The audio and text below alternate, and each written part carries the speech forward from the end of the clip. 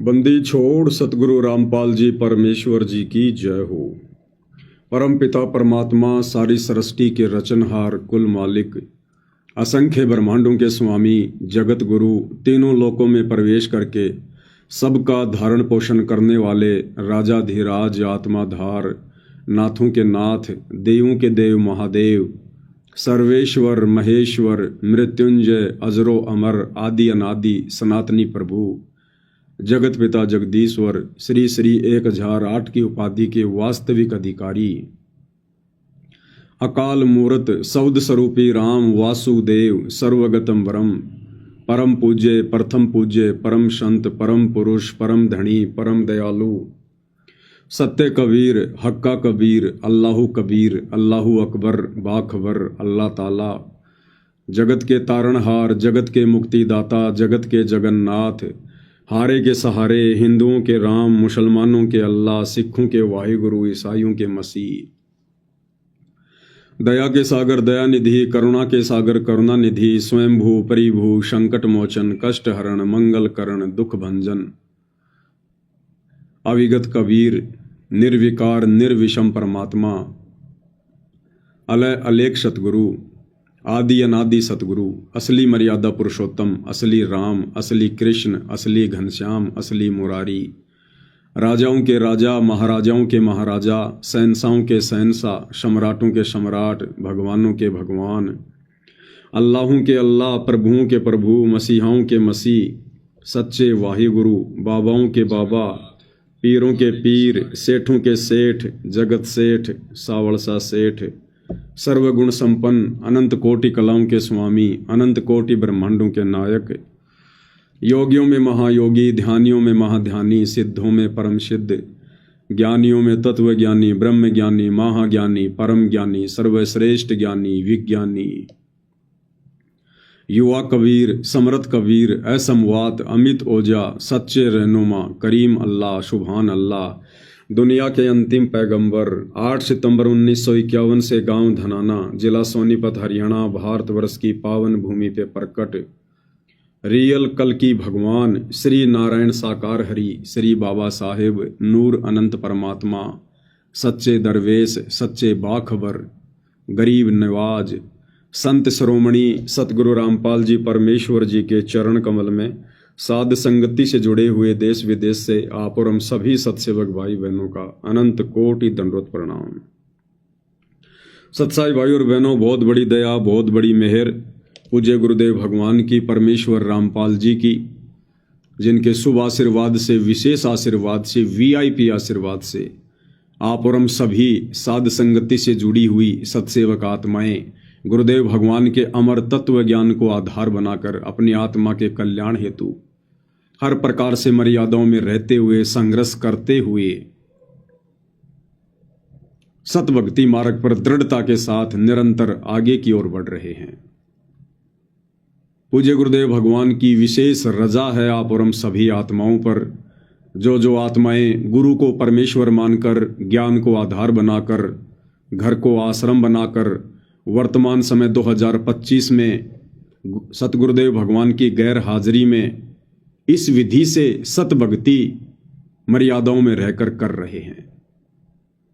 भाई और बहनों, ये हमारी परीक्षा का वक्त है, हमारी परीक्षा का समय है और इस वक्त सतगुरु कुछ भी आदेश देकर आप और हमें चेक कर सकते हैं, हमें परख सकते हैं, हमारे बुद्धि विवेक को देख सकते हैं। इसलिए इस परीक्षा के समय में यदि हमने सफलता प्राप्त करनी है तो पूज्य गुरुदेव भगवान ने आश्रमों में रहकर या गांव-गांव जाकर सन 1994 से 2014 तक जो अनमोल सत्संग किए हैं और जिन सत्संगों को उन्होंने रोजाना सुनने के लिए डीवीडी में, मेमोरी कार्ड में, मोबाइल में या टीवी चैनलों पर आते हैं, हमने केवल उन्हीं सत्संगों को वर्तमान परीक्षा के समय में सतगुरुदेव भगवान की गैर हाजिरी में अपना गुरु मानकर और ज्ञान आधार से इस भक्ति मार्ग पर एक एक कदम फूक फूक के रखना है। हमने किसी भी सेकंड पर्सन की बात को आंख बंद करके स्वीकार नहीं कर लेना है। वो सेकंड पर्सन, चाहे पूज्य गुरुदेव भगवान का कलयुगी परिवार हो, चाहे उनके बेटा बेटी भाई बंधु रिश्तेदार हो, चाहे बहुत पुराना कोई भगत हो, चाहे कोई कोऑर्डिनेटर हो, कुछ भी हो, चाहे ब्रह्मा विष्णु महेश भी क्यों ना सतगुरु से नाम उपदेश लेकर और अपने भाषण देने लग जाएं, हमने उनकी बातों को भी, उन बातों को, जो बातें गुरुदेव के ज्ञान के विरुद्ध होंगी, जिन बातों का कोई सिर पैर नहीं होगा, गुरुदेव के सत्संगों के अनुसार नहीं होंगी, हमने उन बातों को बिल्कुल सिरे से खारिज कर देना है, निसंशय निर्भय होकर। तो बाकी फिर बची कौन गया जिसकी बात पे हम आंख बंद करके विश्वास कर लेंगे। तब भाई और बहनों, हम इस भक्ति मार्ग पर सफलता की ओर आगे बढ़ सकते हैं, क्योंकि पूर्ण परमात्मा कबीर साहिब स्वयं धरती पर संत रूप में प्रकट हैं। आप और हमें शास्त्र अनुकूल शत भक्ति मार्ग से जोड़ दिया है। अब हमने इस ज्ञान को आधार बनाकर मोक्ष प्राप्त करना है, मोक्ष। और उसके लिए परमात्मा ने जो नियम और मर्यादाएं बनाकर छोड़ दी हैं, हमने उनकी पालना करनी पड़ेगी। गुरुदेव ने बहुत ही अच्छा उदाहरण दिया राम लक्ष्मण और सीता का। ये एआई तो हम लोगों के अनुसार वर्तमान में आई है, ये तो केवल एक वैज्ञानिक विधि वाली एआई है। ये एआई काल की सतयुग से चल रही है, सतयुग से ये वाली एआई। और सतलोक में भी चली रही थी, वहां तो सारी टेक्नोलॉजी है ही, क्योंकि जिस समय हम मूर्ख सतलोक में, और जब ये काल मनमुखी आचरण कर रहा था, तब कर रहा था एक पैर पे खड़ा होके, हम इसको देखने के लिए जाया करते थे, देखा करते थे, इसकी चर्चा किया करते थे। वाह क्या बात है, एक पैर पर खड़ा होकर इतने समय तक तपस्या, वाह भाई वाह। तो उस समय पूज्य गुरुदेव भगवान अर्थात कबीर परमात्मा अपनी इसी टेक्नोलॉजी के माध्यम से, एआई के माध्यम से, आध्यात्मिक विधि के माध्यम से आकाशवाणी किया करते थे। आकाशवाणी कि बच्चों, तुम इस नादान की नादानी को मत देखो, तुम्हें किस बात की कमी है, तुम अपनी भक्ति करो, ये बकवाद कर रहा है इसको करने दो।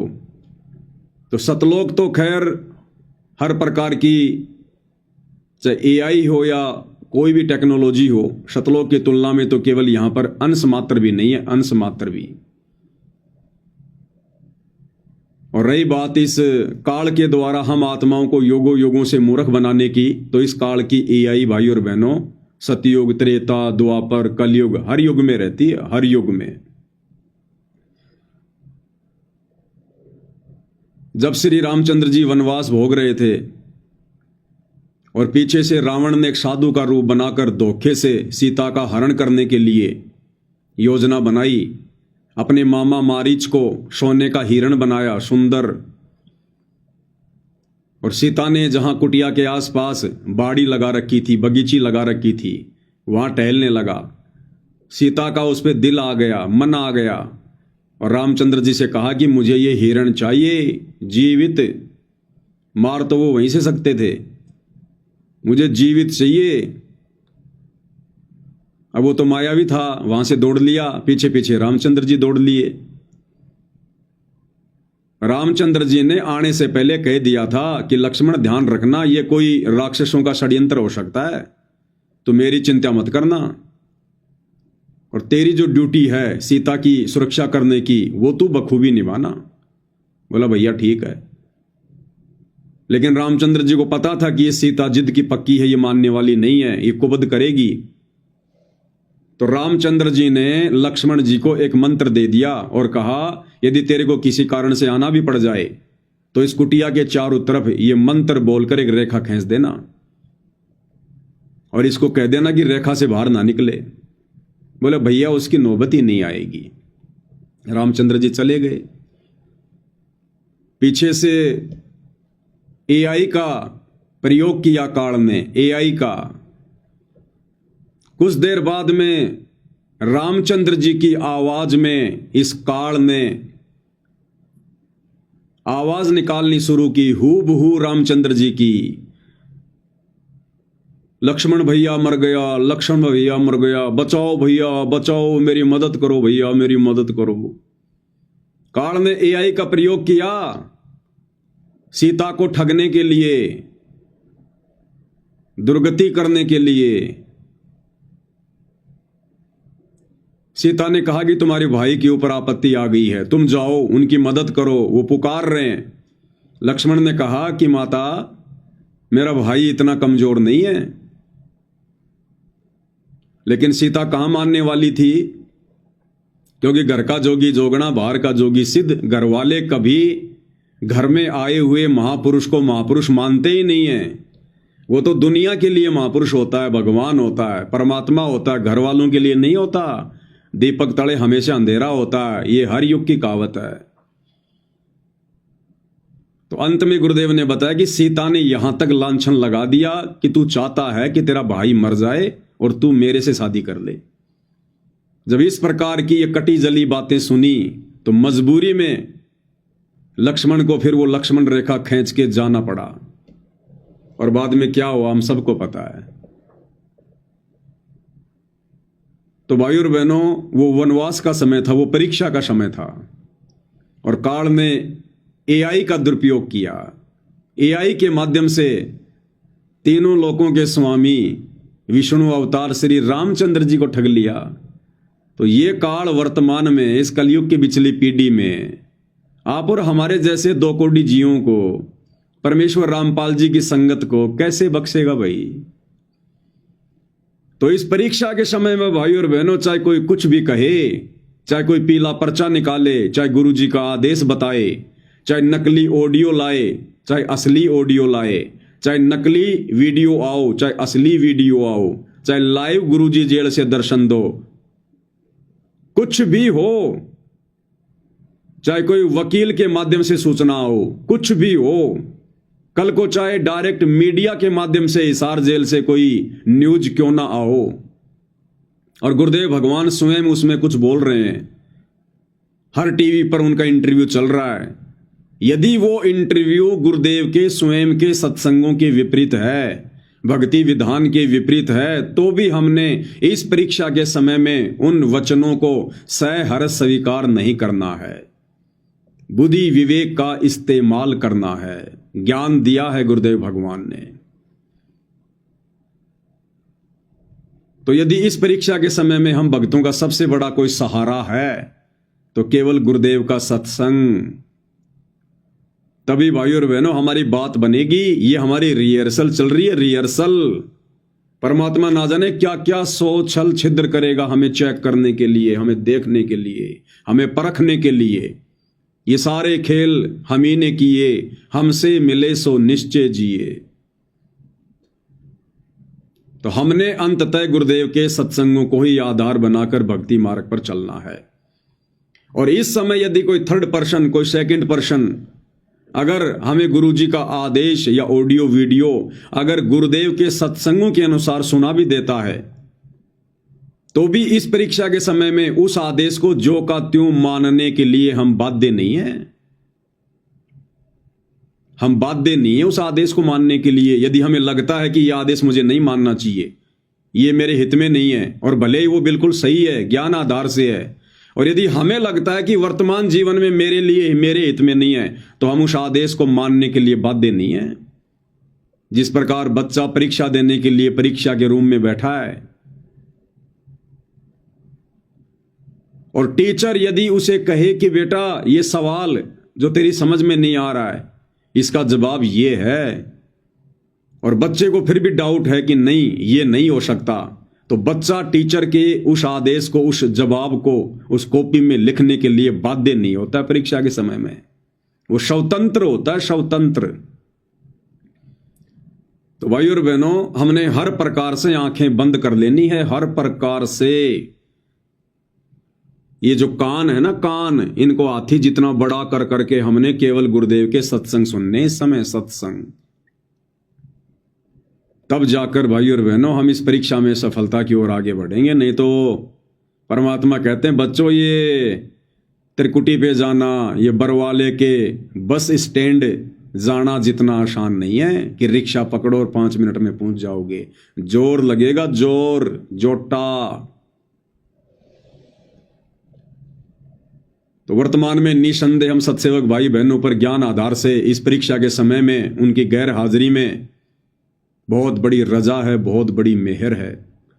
हमने लोगों की सुनना, लोगों की मानना छोड़ दिया है। ये कहावत है ना कि सुनो सबकी, करो अपने मन की। तो हम सुनते सबकी हैं, देखते सबकी वीडियो हैं, सुनते सबके आदेश हैं, लेकिन हम करते वो हैं जो हमारी आत्मा हमें मंजूरी देती है, जो ज्ञान आधार से हमें उचित लगता है, हम वो करते हैं। और इस संगत ने वर्तमान में ज्ञान को आधार नहीं बनाया, इसलिए दर दर की ठोकर खाती फिर रही है, दर दर की ठोकर। हर किसी के उल्टे सीधे आदेशों को फॉलो करते हुई अपनी मर्यादाएं तोड़ रही है और निरंतर गुरुदेव भगवान की दोषी बन रही है। गुरुदेव भगवान की दोषी उनके मिशन में भी बाधा उत्पन्न कर रही है। लगे थे भक्ति मार्ग पर मोक्ष प्राप्त करने के लिए और उल्टा गुरुदेव भगवान के मिशन में टांग अड़ा के खड़े हो गए। सिर्फ देखा देखी में चलने के कारण, भेड़ चाल अपनाने के कारण, ज्ञान को आधार ना बना पाने के कारण। तो हाल ही भाई और बहनों 25 सितंबर 2025 को जो पूज्य गुरुदेव भगवान की हिसार कोर्ट ने बेल एप्लीकेशन खारिज की है, रद्द की है, जज ने उसका क्या कारण बताया? जज ने कहा कि सामाजिक व्यवस्था को खतरा हो सकता है अगर संत रामपाल जी को जमानत दे दी गई तो। सामाजिक व्यवस्था बिगड़ सकती है अगर संत रामपाल जी को जमानत दे दी गई तो। अब भाई संत रामपाल जी तो कोई आतंकवादी नहीं है, कोई डकैत नहीं है, ऐसा उनका कोई रिकॉर्ड नहीं है। फिर जज ये किस बिहाफ पे कह रहा है कि अगर संत रामपाल जी को जमानत दे दी गई तो समाज की व्यवस्था बिगड़ सकती है, कानून की व्यवस्था बिगड़ सकती है? जज ने किस आधार पे कहा? वो जज है भाई और बहनों, जज कोई सरकारी स्कूल का चपड़ासी नहीं है जो केवल एक लिमिट में रह के अपना कार्य करता है। वो जज है, जज। वो देश दुनिया की हर खबर पर पैनी नजर रखता है। उसके पास में गुप्त एजेंसियां होती हैं, सीआईडी के लोग होते हैं उसे हर प्रकार की सूचना देने वाले। और जज ने कारण क्या बताया सतगुरु रामपाल जी की जमानत कैंसिल का? उनके भगत, संगत कि उनके भक्तों का रवैया ठीक नहीं है। आपको न्यूज सुनाते हैं। ये अमर उजाला का है, हिसार न्यूज। देशद्रोह केस में संत रामपाल जी को झटका, कोर्ट ने कहा जमानत देने से सार्वजनिक व्यवस्था गंभीर खतरे में पड़ सकती है। अगर संत रामपाल जी को जमानत दे दी गई तो सार्वजनिक व्यवस्था गंभीर खतरे में पड़ सकती है, गंभीर खतरे में। क्यों पड़ सकती है, क्या कारण बताया जज ने? अमर उजाला, अदालत ने संत रामपाल जी की जमानत याचिका खारिज करते हुए टिप्पणी की कि आरोपी की रिहाई से सार्वजनिक व्यवस्था गंभीर रूप से खतरे में पड़ सकती है और न्याय प्रक्रिया बाधित हो सकती है। वर्चुअल पेशी के दौरान भी, वर्चुअल पेशी यानी सामान्य दिनों में सतगुरु रामपाल जी की जो तारीखें पड़ती हैं, जो पेशियां होती हैं, वर्चुअल पेशी के दौरान भी उनके अनुयायियों की बड़ी भीड़ उनकी एक झलक पाने के लिए अदालत परिसर के बाहर जमा हो जाती है। ट्रायल के दौरान देखा गया है, कौन सी ट्रायल? बरवाला कांड के बाद जब गुरुदेव भगवान को तारीखों पर हिसार कोर्ट में लाया जाता था और जिस समय इन काल प्रेरित शतलोक आश्रम मैनेजमेंट हरियाणा वालों के मनमुखी आदेश को गुरु का आदेश मानकर ये लाखों की भीड़ जो कोर्ट के आसपास जमा हो जाया करती थी, तो कहते हैं ट्रायल के दौरान देखा गया है कि कई लोगों, यहां तक कि बड़ी संख्या में महिला अधिवक्ताओं ने यानी महिला वकीलों ने इस मामले में पेश होने का विशेष अधिकार हासिल करने के लिए वकालतनामा दाखिल करने की कोशिश की है। यानी उस भीड़ का हिस्सा बनने के लिए संत रामपाल जी की महिला वकीलों ने, जो कि उनकी भगत भी हैं, उन्होंने भी वकालतनामे पेश किए हैं। सच्चाई ये है कि वर्चुअल पेशियों के दौरान रामपाल जी के दर्शन के लिए ऐसा किया गया। ऐसे में अंदाजा लगाया जा सकता है कि रामपाल जी को जमानत पर रिहा कर दिया जाता है तो कितनी बड़ी गड़बड़ी होगी। अदालत ने कहा है कि रामपाल का पिछला आचरण, जिसके कारण मौजूदा प्राथमिकी दर्ज की गई, स्पष्ट रूप से माननीय उच्च न्यायालय के आदेशों की जानबूझकर की गई अवहेलना को दर्शाता है। वह उच्च न्यायालय के गंभीर निर्देशों का सम्मान नहीं कर सकता तो उसे किसी अधीनस्थ न्यायालय द्वारा पारित आदेशों की पालना करना ना समझी होगी। जज क्या कह रहा है कि हमने बरवाला कांड में देखा है कि किस प्रकार से संत रामपाल जी ने अपने भक्तों को कमांडो बनाकर, अपने भक्तों को मोहरा बनाकर, ढाल बनाकर और चंडीगढ़ हाई कोर्ट के आदेशों की भी धज्जियां उड़ाई है, अवहेलना की है। अब सोचिए, हिसार हाई कोर्ट तो चंडीगढ़ हाई कोर्ट के अधीन है, जज कह रहा है। तो जज कह रहा है कि जो संत रामपाल जी अपने अनुयायियों को ढाल बनाकर, मोहरा बनाकर और माननीय चंडीगढ़ हाई कोर्ट के आदेशों की अवहेलना कर सकता है, तो हिसार कोर्ट के आदेशों की अवहेलना करने में, यानी कल को जमानत मिलने पर जब वो तारीखों पर आएंगे तो फिर से उनका वही ड्रामा शुरू हो जाएगा। तरह तरह के बहानेबाजी बनाएंगे, गंभीर बीमार है, हार्ट की बीमारी है, मेडिकल पेश करेंगे, पुलिस जाएगी तो फिर से भक्तों को कमांडो बना के खड़ा कर देंगे। तो कह रहे फिर दोबारा हमारे लिए उनको पकड़ना मुश्किल हो जाएगा, बड़ी मशक्कत करनी पड़ेगी, बड़ा पैसा खर्च होगा, लोग मारे जाएंगे। इस आधार पर जज ने सतगुरु रामपाल जी की जमानत रद्द कर दी। भक्तों का ये गुंडे मवालियों जैसा रवैया देखते हुए, भाई वो जज है, अंध भगत नहीं है कि जैसा किसी कोऑर्डिनेटर ने कह दिया वैसा मान लिया। तो कौन बने बाधक? यही मूर्ख संगत, यही नादान संगत। अब तुम्हें ये बातें समझ में आएंगी कि उस समय हम सत्सेवक भाई बहन वीडियो बना बना के तुम नादान संगत वालों को हिसार की तारीखों पर जाने के लिए क्यों मना किया करते थे कि आज तुम्हारी ये नादानी, आज तुम्हारे द्वारा जो ये मूर्खता दिखाई जा रही है देखा देखी में, भेड़ चाल में, अरे तुम्हारा क्या काम है हिसार कोर्ट में? वहां तो जजों का और वकीलों का काम है। संगत कोई जज है क्या? संगत कोई वकील है क्या? या भीड़ इकट्ठा करके तुम जज को डरा दोगे? इस प्रकार से जमानत मिलती है क्या? कितना समझाया करते थे हम सत्सेवक वीडियो बना बना के, भाई ये मूर्खता मत करो। ये सतलोक आश्रम वाले काल प्रेरणा से तुम लोगों को हिसार की तारीखों पर भेजकर गुरुजी के लिए मुसीबतें पैदा कर रहे हैं, मुसीबतें। और देख लो आज वही हो गया। आज तुम भक्तों की उन्हीं भीड़ को देखते हुए उस जज की आंखों में आज भी वो भीड़ दिखाई देती है, आज भी जो ये नादान संगत तारीखों पर जाया करती थी, वो भीड़ जज को दिखाई देती है जब भी जमानत देने का समय आता है। और इसी भीड़ को देखकर, संगत की इसी नादानी को देखकर, जो नादानी संगत ने दिखाई थी, हम सत्सेवकों के लाख बार मना करने के बावजूद भी, लेकिन उस समय तो हमें मूर्ख समझा करते थे कि ये तो मूर्ख हैं, पागल हैं, गुरुद्रोही हैं। आज देख लो तुम कितने बड़े दोषी बन के खड़े हो गए अपने भगवान के, कितने बड़े पापी हो तुम। आज तुम लोगों की वजह से, तुम्हारी उस नादानी की वजह से आज गुरुदेव भगवान बारंबार जमानत याचिका लगवाते हैं लेकिन कैंसिल हो जाती है और हिसार जेल में बैठने को मजबूर हैं संगत की मूर्खता के कारण। ये रीजन बताया जज ने, तुम्हारी आंखों के सामने है, आंखों के सामने।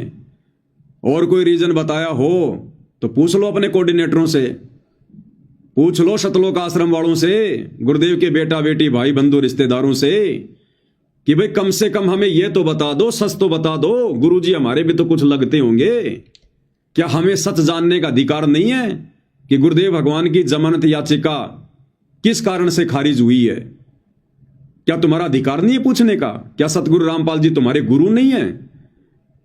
अरे जो तुम इशार की तारीखों पर जाना अपना अधिकार समझा करते थे, तो क्या आज उनकी जमानत क्यों खारिज हुई है यह जानना तुम्हारा अधिकार नहीं है? तुम्हें टपका भी नहीं बताएंगे, टपका भी ये क्या होता है। और ज्यादा जोर जबरदस्ती की तो भाई ये भगत नहीं है, ये गुंडे हैं, गुंडे। तुम्हारी खोपड़ी के बाल उड़ा देंगे ये। इनको भगत समझने की गलती मत कर लेना कभी। भगत के भेष में भेड़िए हैं ये, भेड़िए। तो क्या तुम्हारा अधिकार नहीं है इन लोगों से पूछने का? पूछा कभी किसी ने आज तक कि गुरुजी की जमानत क्यों कैंसिल हो गई? तुम्हें तो यहां तक सूचना नहीं दी गई कि गुरुजी की जमानत कैंसिल हो गई। क्यों हुई ये तुम्हें कहां से बताएंगे?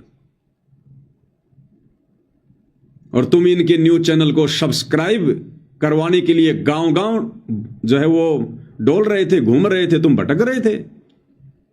किसान न्यूज चैनल को सब्सक्राइब करो, बस यही न्यूज चैनल है दुनिया में जो सच दिखाएगा। अरे तो भक्तों को भी सच नहीं दिखा रहा, जगत को क्या खाक दिखाएगा? तो आज तुम संगत वालों की मूर्खता के कारण गुरुदेव भगवान ने एक बार फिर से हिसार जेल में बैठने को मजबूर हैं। तुम दोषी बन रहे हो, दोषी। ये काल तुम्हें दो तरफा खा रहा, दो तरफा।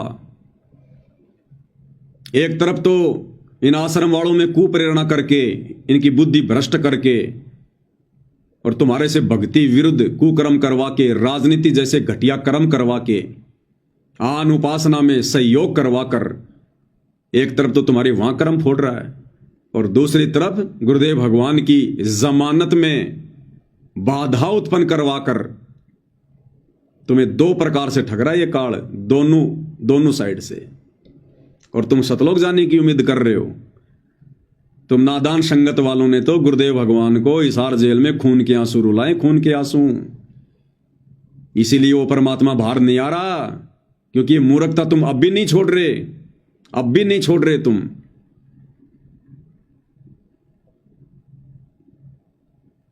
और ये इन्होंने पहली बार नहीं किया, हर बार गुरुदेव भगवान की जमानत हिसार कोर्ट ने एक इसी पॉइंट को लेकर खारिज की है, एक इसी पॉइंट को लेकर, क्योंकि भक्तों ने भय पैदा कर रखा, डर। तुम अपने आप को भगत समझते होंगे कि हम भगत हैं, हम बहुत अच्छे हैं। दुनिया वालों की नजरों में संत रामपाल जी के सतलोक आश्रमों से जुड़े भगत गुंडे और मवालियों से ज्यादा नहीं है। तुम भले अपने आप को भगत समझो, लेकिन तुम्हारे जो कर्म है ना, उनको देखकर दुनिया तुम्हें मवालियों से ज्यादा कुछ नहीं समझती। तो इसी प्रकार 2018 में जब पूज्य गुरुदेव भगवान की जमानत लगाई गई, उस समय भी हिसार कोर्ट के जज ने यही कहकर जमानत खारिज कर दी कि रामपाल जी कोई आतंकवादी नहीं है। यानी गुरुदेव को दोषी नहीं बता रहे जज, गुरुदेव की कोई गलती नहीं बता रहे जज। जजों ने तो यहां तक कहा कि रामपाल जी कोई आतंकवादी नहीं है, हम तो मानवता के नाते उनको जमानत देना चाहते हैं, लेकिन उनके भक्तों का रवैया ठीक नहीं है। आपको सन 2018 की वो न्यूज सुना देता हूं, ये आपकी आंखों के सामने है। चाकर भी हाई कोर्ट ने रामपाल को नहीं दी जमानत। चंडीगढ़ हाई कोर्ट में जमानत लगाई गई थी 2018 में। कब लगाई थी? जब पूज्य गुरुदेव भगवान की मुंह बोली माता इंद्रो देवी का निधन हो गया था और सतलोक आश्रम मैनेजमेंट हरियाणा वालों ने यह दलील पेश करके कि साहब भारतीय संस्कृति के अनुसार जो बड़ा बेटा होता है वो माता पिता की जो वो चिता होती है उसको आग देता है, तो इस बिहाफ पे आप संत रामपाल जी को कुछ दिनों की जमानत दीजिएगा। और भाई और बहनों, दुनिया का कोई भी कोर्ट बड़ी आसानी से उसके पिता को अग्नि देने के लिए या उसकी माता की चिता को अग्नि देने के लिए बड़ी आसानी से जमानत देगा। अगर परमानेंट जमानत नहीं देगा तो पुलिस की कस्टडी में उसको शमशान घाट लेकर जाएगा। और ये जो संस्कार है, जो ये चला आ रहा था एक परंपरा के तहत, इसको जरूर सरकार पूरा करवाती है। लेकिन इतनी छूट भी नहीं दी गई संत रामपाल जी को, इतनी छूट भी क्यों? भक्तों के रवैयों को देखकर, भक्तों की नादानी और मूर्खता को देखकर। और उस समय क्या किया था भक्तों ने पता तुम्हें? अभी तुम लोग नए नए जुड़ते हो, कोई 2 महीने, कोई 6 महीने, कोई 2 साल, और अपने कोऑर्डिनेटरों की बातों में आके फुदकते रहते हो। तुम्हें कुछ नहीं पता हिस्ट्री का, ना तुम्हें बरवाला कांड का पता, ना इन लोगों के घटिया मनसूबों का पता, ना तुम्हें कोई ज्ञान आधार। एक चीज जानते हो, गुरुद्रोही गुरुद्रोही गुरुद्रोही गुरुद्रोही। इसके अलावा दूसरी कोई वाणी आती है तुम्हें परमात्मा की? एक तरफ तो इन सतलोक आश्रम मैनेजमेंट हरियाणा वालों ने हाई कोर्ट में संगत को यह दिखाने के लिए, संगत से ज्योति पाठ और दान का पैसा वकीलों के नाम पर हड़पने के लिए, जमानत के नाम पर हड़पने के लिए, एक तरफ तो चंडीगढ़ हाई कोर्ट में जमानत लगा रहे हैं। और जमानत क्या कहकर लगा रहे हैं कि उनकी माताजी का देहांत हो गया और उनकी माताजी को अंतिम संस्कार में संत रामपाल जी ने अग्नि देनी है। ठीक है, लगा दी याचिका, कोर्ट भी बैठ गया। कोर्ट ने कहा भैया ठीक है, कल फैसला करेंगे। माताजी की बॉडी को डीप फ्रिज में लगा दिया गया, बर्फ में लगा दिया गया एक रात के लिए, क्योंकि कोर्ट का फैसला दूसरे दिन शुक्रवार को आना था। 2018 22 अप्रैल की बात है ये। 23 अप्रैल को फैसला आना था। रात को बॉडी को डीप फ्रिज में लगा दिया गया और कोर्ट ने साफ मना कर दिया था कि भीड़ इकट्ठा नहीं होनी चाहिए। उसके बावजूद सतलोक आश्रम सिंहपुरा में, रोहतक में, उस समय धनाना नहीं बना था, सतलोक आश्रम में और सोनीपत में कई हजारों की संख्या में संगत को इकट्ठा कर लिया गया। और सीआईडी वालों ने तुरंत जज के पास में सूचना पहुंचा दी कि साहब इन्होंने तो कोर्ट के आदेशों के बावजूद भीड़ इकट्ठा कर ली। और दूसरी तरफ 23 अप्रैल को दिन के 12 बजे फैसला आना था कि जज सतगुरु रामपाल जी को जमानत देंगे या नहीं देंगे उनकी माताजी के अंतिम संस्कार के लिए। 12 बजे फैसला आना था। और भाई और बहनों, जज अवश्य जमानत देता, भले एक दिन की देता, पुलिस साथ में भेजता। लेकिन इन सतलोक आश्रम मैनेजमेंट वालों ने क्या किया? इनका षड्यंत्र, ये नहीं चाहते थे कि गुरुजी जेल से बाहर आए। 12 बजे कोर्ट का फैसला आना था और इन सतलोक आश्रम वालों ने सुबह 8:30 बजे ही सतगुरु रामपाल जी की मुंह बोली माता जी का अंतिम संस्कार कर दिया। और अंतिम संस्कार का वीडियो बनाकर सोशल मीडिया पर डाल दिया। सीआईडी वाले तो चारों तरफ थे, उन्होंने तुरंत वो वीडियो जजों को भेज दिया। और जज ने देखा भैया जिस काम के लिए मैं जमानत देने वाला था आज, वो काम तो इन्होंने कर दिया। अब सतगुरु रामपाल जी की बाहर क्या आवश्यकता है? उनकी माताजी का अंतिम संस्कार तो उनके छोटे भाई ने कर दिया, महेंद्र ने, जो भगोड़ा बन के घूम रहा है। तो सीधे सीधे जज ने सतगुरु रामपाल जी की जमानत को कैंसिल कर दिया। अब बताओ भाई और बहनों, अरे क्यों उस डेड बॉडी को रात को फ्रिज में रखा?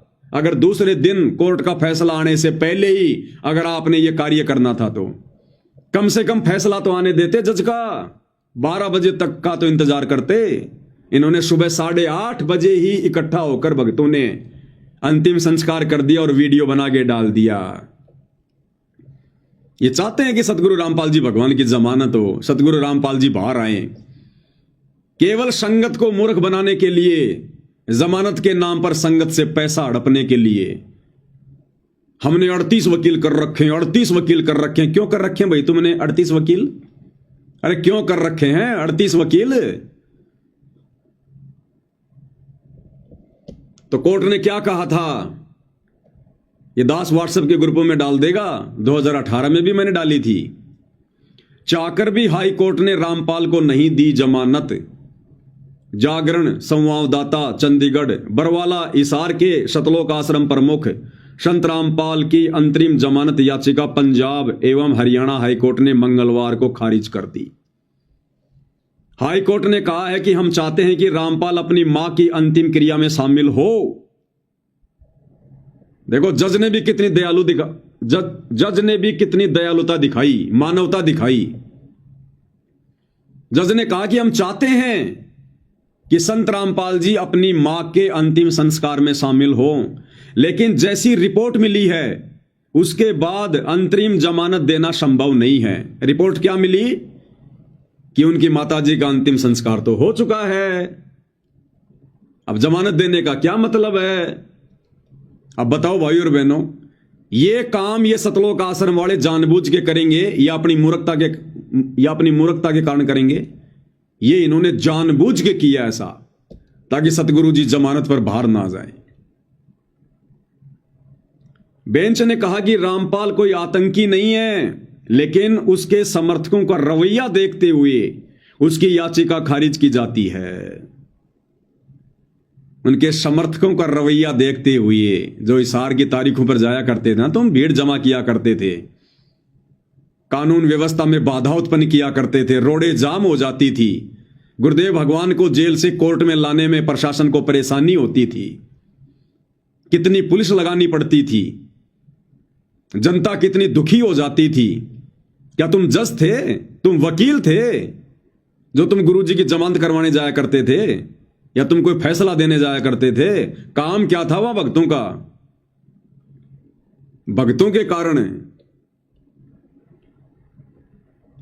लेकिन उसके समर्थकों का रवैया देखते हुए उसकी याचिका खारिज की जाती है। हुआ यह कि सुनवाई शुरू होते ही, यानी जब 11 बजे कोर्ट में जज बैठा सुनवाई के लिए कि जमानत देनी है नहीं देनी है, हुआ यह कि सुनवाई शुरू होते ही प्रदेश के पुलिस महानिदेशक डीजीपी और सोनीपत के पुलिस अधीक्षक एसपी दोनों पेश हुए। दोनों ने बताया कि उनके पास में इंटेलिजेंसी से कुछ सूचनाएं आई हैं, हम इन सूचनाओं को चैम्बर में दिखा सकते हैं। हरियाणा का डीजीपी और सोनीपत का एसपी, उन्होंने कोर्ट में जज को कहा कि हमारे पास में कुछ गुप्त रिपोर्ट हैं, हम आपको चैम्बर में दिखाएंगे। यानी जहां पर जज बैठता है आराम करने के लिए, विश्राम करने के लिए, नाश्ता करने के लिए। तो फैसला देने से पहले हरियाणा का डीजीपी और सोनीपत का एसपी जज के पास में चैम्बर में चले जाते हैं। इस पर बेंच के दोनों जज डीजीपी के साथ चैम्बर में चले गए। वापस आने के बाद बेंच ने फैसला सुरक्षित रख लिया। करीब 4:30 बजे बेंच ने फैसला सुनाया कि रामपाल को राहत नहीं दी जा सकती। वही हाईकोर्ट ने कहा कि याची ने 3 सप्ताह की अंतरिम जमानत मांगी थी। गुरुदेव भगवान ने 3 सप्ताह की जमानत मांगी थी, 21 दिन की। लेकिन राज्य सरकार ने उस पर चल रहे मामलों के ट्रायल के दौरान उसके अनुयायियों की भीड़ द्वारा उत्पात का जिक्र किया। इसके साथ ही प्रदेश सरकार ने पाठ के स्थान को बदलने की बात कही। इन्होंने सोनीपत में पाठ रख दिया, पाठ। और पाठ के नाम पर इन लोगों ने मूर्ख संगत को इकट्ठा कर लिया जब गुरुजी की जमानत होनी थी। यह अखबार की न्यूज है भाई और बहनों। जजों को क्या पता पाठ क्या होता है, लेकिन सारी सूचना डीजीपी ने, गुप्तचर विभाग ने पूरी सूचना दी। इन लोगों ने जानबूझकर बकवाद करी, पाठ रख दिया सतगुरु रामपाल जी की माता जी की आत्मा की शांति के लिए, और संगत को इकट्ठा कर लिया। क्योंकि पाठ का पैसा कौन देगा? संगत देगी।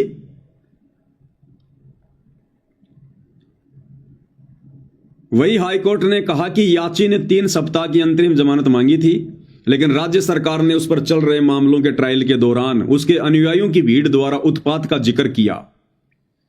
इसके साथ ही प्रदेश सरकार ने पाठ के स्थान को बदलने की भी बात कही।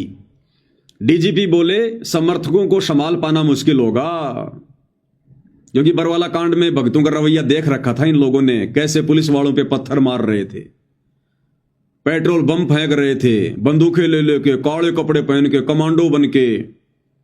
तो डीजीपी ने कहा कि साहब इनके भगतों को संभालना बड़ा मुश्किल होगा। डीजीपी ने कोर्ट में कहा कि अगर रामपाल को उसकी मां के अंतिम पाठ में शामिल होने की इजाजत दी गई तो वहां उनके समर्थक एकत्रित होंगे। सुरक्षा के प्रबंध के बावजूद हजारों समर्थकों को संभालना मुश्किल हो जाएगा।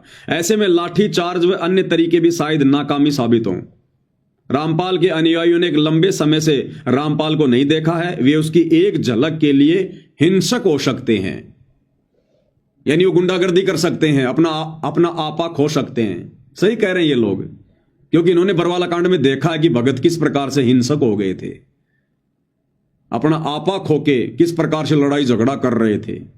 300 पुलिस वालों को घायल कर दिया था। अरे पुलिस वाले तो लड़ाई कर सकते हैं, मार सकते हैं, पीट सकते हैं, वो भगत नहीं है। वो तो कोर्ट के आदेश की पालना कर रहे थे। हम भगतों को कब आदेश दिया गुरुजी ने पुलिस वालों को डंडे मारने का, वो पत्थर मारने का, पेट्रोल बम फेंकने का, आग जला के मशाल ले लेकर छाती पीट पीट कर पुलिस वालों को ललकारने का? यह दास तो वहां मौजूद था। तो देख लिया भाई और बहनों आपने, इस प्रकार से ये काल परमात्मा के विरुद्ध खड़ा करके अपनी सूक्ष्म चाल चल के और संगत के क्रम फुड़वाता है। और हम सत्सेवक चिल्ला रहे थे वीडियो बना बना के, ऑडियो डाल डाल के, मत जाओ तारीखों पर, मत जाओ तारीखों पर। भाई तुम्हारा क्या काम है तारीखों पर? तुम गुरुदेव के लिए परेशानी पैदा कर रहे हो, तुम इन आश्रम वालों की चाल को समझ नहीं रहे। ये नहीं चाहते कि गुरुजी आ जाएं। अगर गुरुजी आ गए तो इनको पैसा कौन देगा, इनको ज्योति पाठ कौन देगा? सब अपने गुरुजी के हाथ में देंगे, इनकी चौधर इनके हाथों से चली जाएगी। ये मनमानी नहीं कर पाएंगे, राजनीतियां नहीं कर पाएंगे, इनके ऊपर अंकुश लग जाएगा। और मन कभी भी अंकुश में रहना पसंद नहीं करता, क्योंकि ये मन के अधीन है। लेकिन किसी ने नहीं सुनी और भगवान के दोषी बनते चले गए। और इसी कारण से तारीखों पर आते जाते समय कभी 10 मर रहे हैं, कभी 12 मर रहे हैं एक साथ, 12 एक्सीडेंट में। कोई ट्रेन के नीचे आके मर रहा है, कट रहा है, कोई घर पर ही नहीं पहुंचा।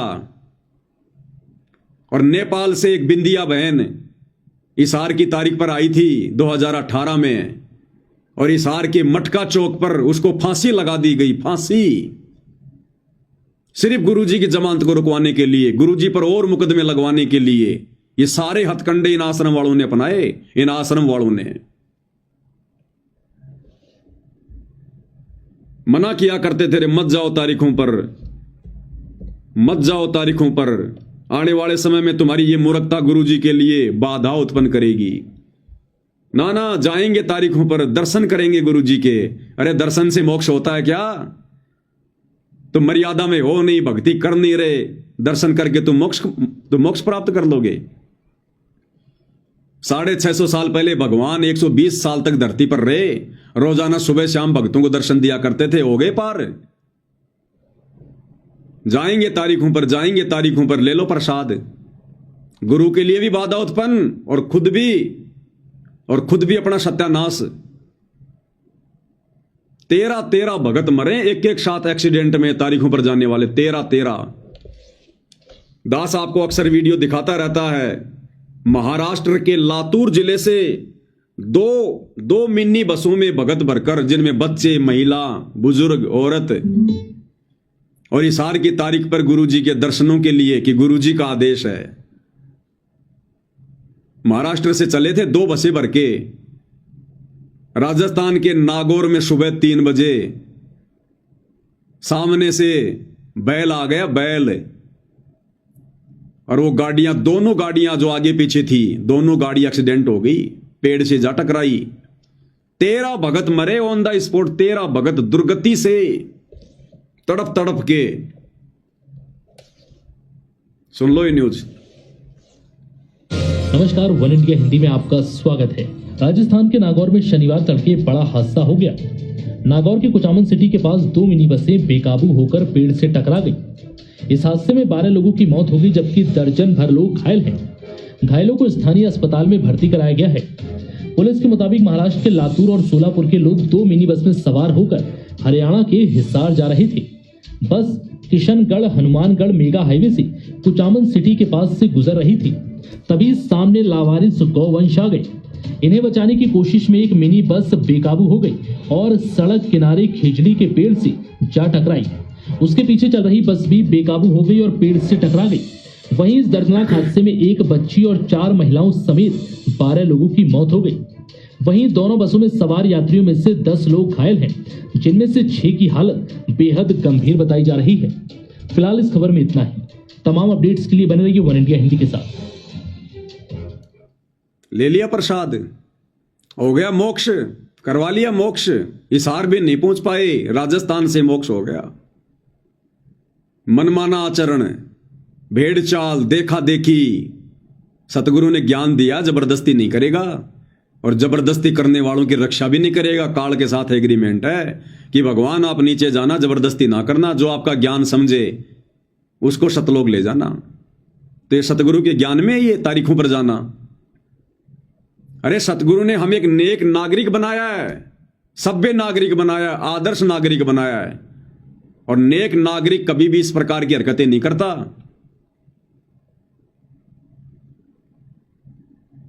हमारी ये कविता बहन है, ये कह रही है कि 2019 में भिवानी आश्रम में सब्जी बनाते समय 2 भगत भाई सब्जी में डूबकर मर गए। ये कमेंट्स में पढ़ लो। संगति कह रही है जो उस समय उन आश्रमों में जाया करती थी। भिवानी आश्रम में 2019 में भंडारे में सब्जी बनाते समय 2 भगत उस सब्जी के उस कढ़ाई में डूब के मर गए, गिर गए, उसमें फिसल गए, मर गए उसमें जल के। बाहर सूचना भी नहीं आने देते ये लोग, अंदर ही दफना देते हैं। आश्रमों में शमशान घाट भी बना रखा है, अंदर ही दफना देते हैं, पता ही नहीं चलता। या उनके घर वालों को कह देते हैं गुरु जी का आदेश है, सब्जी में भून के वो पकोड़ा बन के सतलोक गया, सतलोक।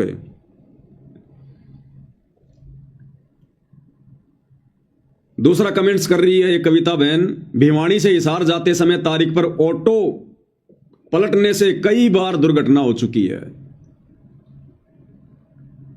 बहुत मरे भाई और बहनों, कम से कम 400-500 भक्तों की मौत, अकाल मौत, दुर्गति से मौत। 2014 बरवाला कांड के बाद 2014 से 2019 तक, जब तक ये कोरोना नहीं आया था, 2020 तक इन आश्रम वालों के मनमाने आदेशों की वजह से हिसार तारीखों पर, रोहतक तारीखों पर आने जाने वाले कम से कम 400-500 भक्तों की अकाल मौत हो चुकी है। ये मोक्ष प्राप्त करेंगे क्या? इनके तो आने वाले समय में दुर्गति होगी, दुर्गति। इसलिए गुरु दुखी है। दर्शन से मोक्ष होगा। 2018 या 19 की बात है, इन्होंने जो रोहतक में पशु मेला ग्राउंड में कबीर प्रकट दिवस मनाया था, कितनी भयंकर बारिश आई थी, तूफान आया था, इनकी सारी योजना धरी धरी रह गई। बोले गुरु जी का आदेश है, गुरु जी का आदेश है। इतना भयंकर तूफान आया, इनके भंडारे को जो है चकनाचूर कर दिया। भगत चप्पल जूते के बिना गए थे अपने घरों पर, चप्पल जूतों के बिना। ट्रोलियां चप्पल जूतों की भर भर के बाहर फेंक के आनी पड़ी थी। वो लड्डू जलेबी तुम्हारी धरी की धरी रह गई थी, तुम्हारे टेंट उखड़ गए थे। गुरु जी का आदेश है। अरे गुरु के आदेश मिलने के बाद में काल अपना तांडव मचाएगा।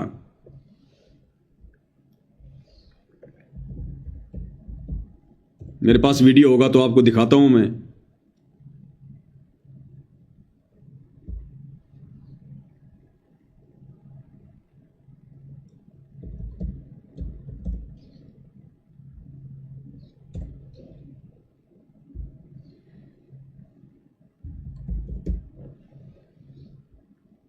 ये रहा रोहतक पशु मेला ग्राउंड का 2018 में कबीर प्रकट दिवस मनाए थे इन्होंने, गुरुजी का आदेश बताकर। और काल ने ऐसी की तैसी कर दी पूरे भंडारे की। बारिश में बच्चे भीग गए, घुटनों घुटनों पानी चढ़ गया उसमें। आए थे कबीर प्रकट दिवस मनाने छोटा सा मुंह लेके गए सारे। देखना वहां की व्यवस्था क्या थी। नमस्कार दोस्तों, सच समाचार में आपका स्वागत है। आज हम पहुंचे हैं रोहतक पशु मेला ग्राउंड में, जहां पर कबीर प्रकट दिवस बहुत जोरों शोरों से मनाया जा रहा है। आपको बता दें कि ये 622वां कबीर प्रकट दिवस है, जो कि संत रामपाल जी द्वारा इस ग्राउंड में बहुत ही विशाल तरीके से मनाया जाता है। आप देख सकते हैं कि ये भंडार घर में सेवादार चाय वितरण कर रहे हैं और लाखों की तादाद में यहाँ भगत जन आने का जो है कि बताया जा रहा है। और ये देख सकते हैं कि आप सब्जियाँ आ चुकी हैं और सेवादार किस तरह लगे हुए हैं। लगभग 10,000 सेवादार ऑलरेडी पहुँच चुके हैं और इस बार टेंट की व्यवस्था बहुत ही ज़बरदस्त है। और देखिए, आप देख सकते हैं कि किस तरह हैवी टेंट है और सब सेवादार देखो सेवा कर रहे हैं। लेकिन होता क्या है कि अचानक तूफान आ जाता है। आप देख सकते हैं कि सेवा करते हुए तूफान तेज़ी से आगे बढ़ रहा है और अपना प्रचंड रूप धारण कर रहा है। आपको बता दें कि 28 जून के भंडारे में भी इस तरह विशाल तूफान आया था और बारिश हुई थी, लेकिन इस बार भी देख सकते हैं आपकी कितना भयंकर तूफान। देखिए कैसे भगत जन तूफान में दौड़ रहे हैं। आप देख सकते हैं कि देखिए बहुत ही तेज गति से तूफान है। कैसे टेंट उड़ जा रहे हैं और भगत जन शेड के नीचे आ रहे हैं, बच्चे दौड़ रहे हैं। आप देख सकते हैं इस वीडियो में। लेकिन जो हैवी शेड है उसमें कोई परिवर्तन नहीं। हालांकि इसकी व्यवस्था में कोई दिक्कत नहीं आई है, जो कि संत रामपाल जी महाराज जी ने इस बार व्यवस्था बहुत ज़बरदस्त करवाई है। देख सकते हैं कि कितना भयंकर तूफान, जो कि शेड को ले उड़ने की ताकत रखता था, लेकिन इस बार शेड बताया जा रहा है कि बहुत ही ज़बरदस्त तरीके से बनाए गए हैं। भगत जन शेड के नीचे सुरक्षित खड़े हैं और देखिए कैसे भगत भाग रहे हैं। आप देख सकते हैं कि तूफान की गति बहुत ही तीव्र है और इसके बाद ही बारिश स्टार्ट होती है। आप देख सकते हैं किस तरह तेजी से बारिश पड़ रही है। ये दुर्गति हुई थी 2018 में। चप्पल जूतों के ट्रैक्टर की ट्रॉलियां भर भर के बाहर फेंकनी पड़ी थी, बिना भंडारा किए भागे। गुरु जी का आदेश है। गुरु आदेश होने के बाद में काल उंगली कर देगा। गुरु को मानुष मान के, उस कागज के टुकड़े को भगवान मान के उसका प्रकट दिवस मनाने गए थे, तो यही होगा। ये हाल है। और उसी भंडारे में जो रमेणियां हो रही थी 2018 या फिर 19 की बात है, उसके एक साल बाद रमेणी जैसे ही समाप्त हुई, रमेणी के तुरंत बाद में गर्मी के चलते जिस भगत की रमेणी हुई थी, आडा अटैक से उसकी मौत हो गई उसी समय। अपनी भगतमती को, अपनी पत्नी को अपने घर पर भी नहीं ले जा पाया। यह सतगुरु का आदेश है। ये रमेणी करते ही तुरंत बाद में हार्ट अटैक से मौत हो गई। वहीं विधवा बना दिया उसको, विधवा। सतगुरु का आशीर्वाद है। भाई और बहनों, ये लोग संगत को डरा धमका के सूचनाएं बाहर नहीं आने देते, अन्यथा आए दिन संगत की दुर्गति हो रही है। आए दिन तगड़े तरीके से। आधे को तो कह देते हैं गुरु जी का आदेश है, वो सतलोक गया, मेरा सैनिक था सतलोक गया। अरे दिल्ली के मुंडका आश्रम में टैंकर की सफाई करते करते 3 भगत मरे। 3, एक नेपाल का, एक सीकर का, एक हरियाणा का। टैंकर की सफाई करते करते 3 भगत थे, जिसमें 2 मर गए थे, सीकर का और नेपाल का। सीकर का और नेपाल का अंदर ही जहरीली गैस से। और तीसरा बेहोश हो गया और बाद में पीला पर्चा निकाल दिया कि गुरुजी का आदेश है, वो तो मेरे सैनिक थे, वो तो सतलोक गए। अरे फिर तीसरे को क्यों बचाया? जब सतलोक ही जा रहे थे तो उसको भी मरने देते। बेहोश तो हो गया था, 5 मिनट और उसको पड़ा रहने देते, वो भी सतलोक चला जाता, उसको क्यों बचाया? ये दुर्गति है भाई और बहनों। सैकड़ों घटनाएं, फिर भी अंधभक्तों की आंखें नहीं खुलती हैं। इसलिए परमात्मा कहते हैं निरंजन धन तेरा दरबार, यहां तनिक ना न्याय विचार। दर्शन करेंगे गुरु जी के। आज तुम्हारे उन्हीं दर्शनों के चक्कर में आज बार बार गुरुदेव भगवान की जमानत याचिकाएं कैंसिल हो रही हैं, क्योंकि तुम लोगों ने अपना जो रवैया था वो समाज को, जजों को, प्रशासन को अच्छे से दिखा रखा है कि हम कितने बड़े भगत हैं। बरवाला कांड में और बरवाला कांड के बाद में एक बार तो मार्च 2015 या 16 की तारीख थी, इन्होंने इतने भगत इकट्ठे कर दिए हिसार जेल के आगे और इनको दौड़ा दौड़ा के मारा। वहां पर दौड़ा दौड़ा के 1100 भक्तों के ऊपर मुकदमे दर्ज हुए थे, 1100 भक्तों के ऊपर। देश और दुनिया में सिवाय गुरु जी की बदनामी की इन्होंने कुछ नहीं किया। कर लो दर्शन, हो गया तुम्हारा मोक्ष दर्शनों से। कितने दर्शन किए तुमने गुरु जी के? तुम्हारी वजह से बाद में प्रशासन ने संत रामपाल जी को तारीख पर कोर्ट में भी लाना बंद कर दिया। जेल में ही तारीखें होने लग गई, जेल में ही। कर लो दर्शन। सत्संग नहीं सुने भाई, ये ज्ञान की कमी है, ज्ञान की कमी। ये झंडूपना वही कर सकता है जिसने सतगुरु के ज्ञान को नहीं समझा। तो सतगुरु के परिवार ने तो ज्ञान को कभी समझा ही नहीं, उनको तो छींट भी नहीं है, और तुमने उन लोगों को महाज्ञानी मानकर उनको फॉलो करना शुरू कर दिया। तो क्या होगा? परमात्मा कहते हैं ज्ञानी से ज्ञानी मिले और करे ज्ञान की बात, और मूर्ख से मूर्ख मिले के घूसा के लात। तो दोनों तरफ मूर्ख पैदा हो गए, आश्रम वाले भी और आश्रमों के पीछे लगी हुई संगत भी। तो घूसे और लात ही चले, और वही चल रहे हैं अभी तक। और गुरुदेव भगवान ने क्या बताया सत्संगों में कि दर्शनों से मोक्ष नहीं होता है। मेरी ही महिमा ये चारों वेद गा रहे हैं, सुना रहे हैं। परमात्मा ये करता है, परमात्मा ये करता है, परमात्मा ऐसी लीला करता है। लेकिन मेरे पाने की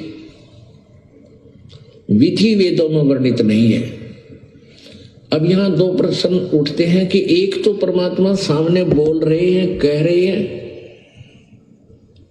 प्रत्यक्ष खड़े हैं, फिर कहते हैं मुझे पाने का तरीका वेदों में नहीं है।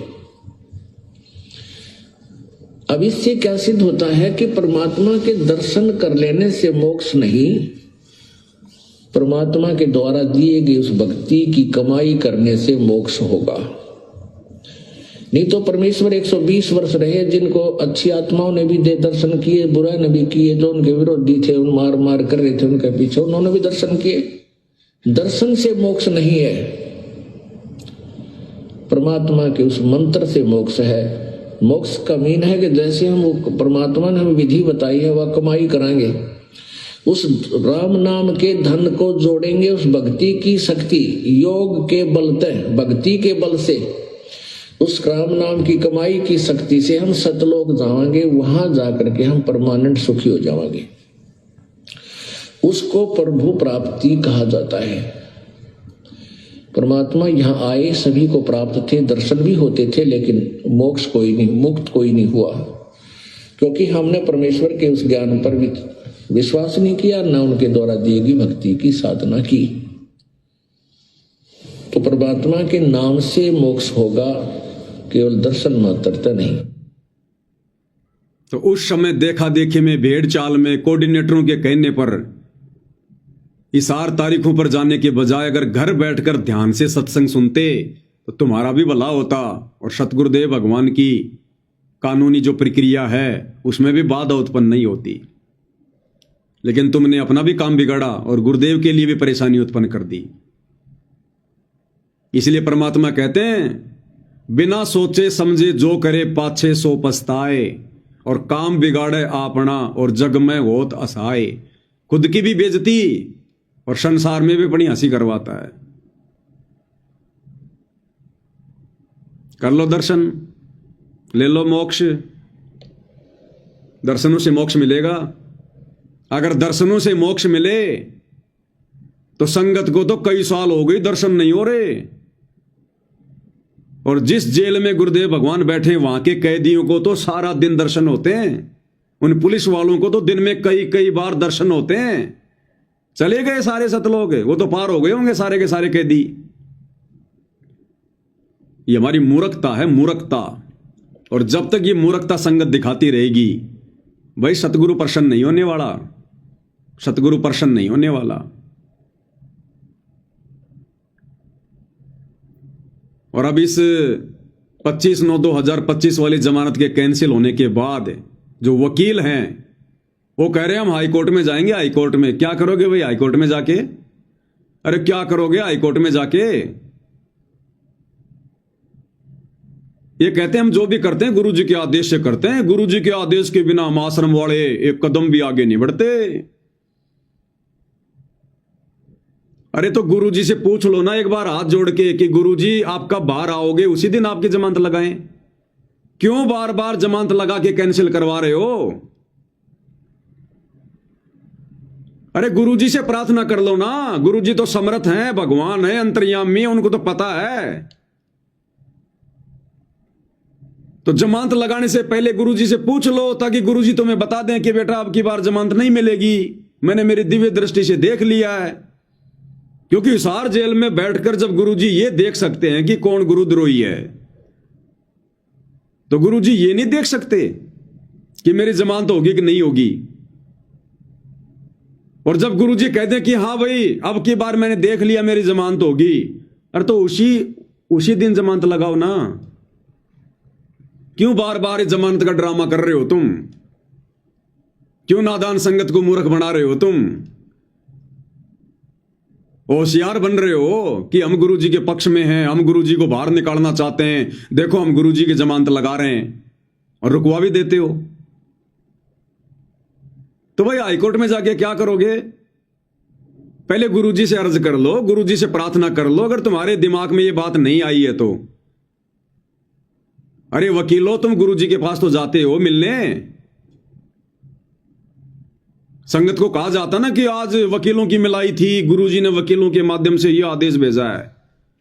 अरे तो भाई वकीलों हिसार जेल में जाओ, तुम्हें विधि बता रहे हैं, हिसार जेल में जाओ, सतगुरु जी को दंडवत प्रणाम करो, उनसे अर्ज करो, विनती करो। लेकिन तुम दंडवत प्रणाम नहीं करोगे, तुम्हारी काली पैंट सफेद शर्ट मिट्टी में गंदी हो जाएगी। भाई आसपास के लोग देखेंगे तो क्या कहेंगे? ओहो ये वकील भी संत रामपाल जी को दंडवत कर रहा है। संत रामपाल जी के मुकदमों में ज्यादातर उनके भगत वकील हैं, और जब जेल में मिलने जाते हैं दंडवत तक नहीं करते, दंडवत तक शर्म के मारे। तो भैया अगर उनको प्रश्न करना है तो गीता जी अध्याय 4 श्लोक 34 में लिखा है कि सर्वप्रथम आधीनी से उस तत्वदर्शी संत को दंडवत कर, झुक के प्रणाम कर, तब तुझे वो तत्व ज्ञान का उपदेश करेंगे, तब तुझे कोई मार्गदर्शन देंगे। तो दंडवत प्रणाम करो जाके और अर्ज करो कि हे परमेश्वर आप कब दया कर रहे हैं बाहर आने की? परमात्मा उसी समय हम जमानत लगाएं, वरना बार बार कैंसिल हो रही है। तो जब गुरु जी कह दें कि बच्चों फला फला दिन तुम मेरी जमानत लगाओ, इस समय जमानत हो जाएगी, बहुत अच्छी बात है। क्योंकि 7 वचन पलटे नहीं, चाहे पलट जाए ब्रह्मांड, सतगुरु के वचन तो फैल हो ही नहीं सकते। और तुम ये कहते हो कि हम तो हर बार गुरु जी से पूछ के जमानत लगाते हैं, तो फिर संत के वचन कैसे फैल हो रहे हैं भाई? फिर संत के वचन कैसे फैल हो रहे हैं? फिर जमानत कैसे कैंसिल हो रही है? जज परमात्मा से बड़ा हो गया क्या? सारे काम तुम मनमुखी रूप से करते हो, गुरु को मानुष मान के।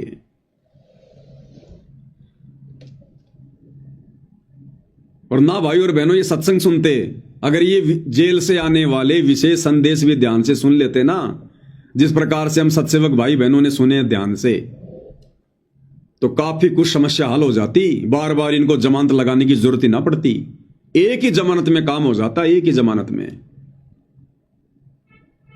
गुरुदेव भगवान ने क्या कहा हिसार जेल से आने वाले विशेष संदेश में? अपने जेल में रहने के विषय में, क्यों गए हैं, किसने भेजा है और कब बाहर आएंगे। गुरुदेव कह रहे हैं किसी और का ब्योत नहीं है जो इस दास को जेल में बैठा दे। अपने आप को छुपाते हुए कह रहे हैं उस कबीर भगवान का आदेश है, उनकी रजा से मैं जेल में बैठा हूं, और जब उनकी दया होगी तभी मैं बाहर आऊंगा। फिर तुम क्यों बार बार जमानत लगा रहे हो? गुरुजी से तुम ये अर्ज करो कि गुरुजी आप अपने कबीर भगवान को प्रसन्न करो।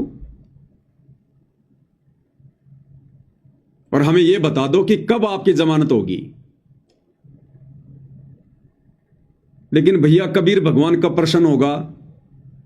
आप लोगों के अनुसार सतगुरु रामपाल जी पर कबीर भगवान कब प्रसन्न होगा?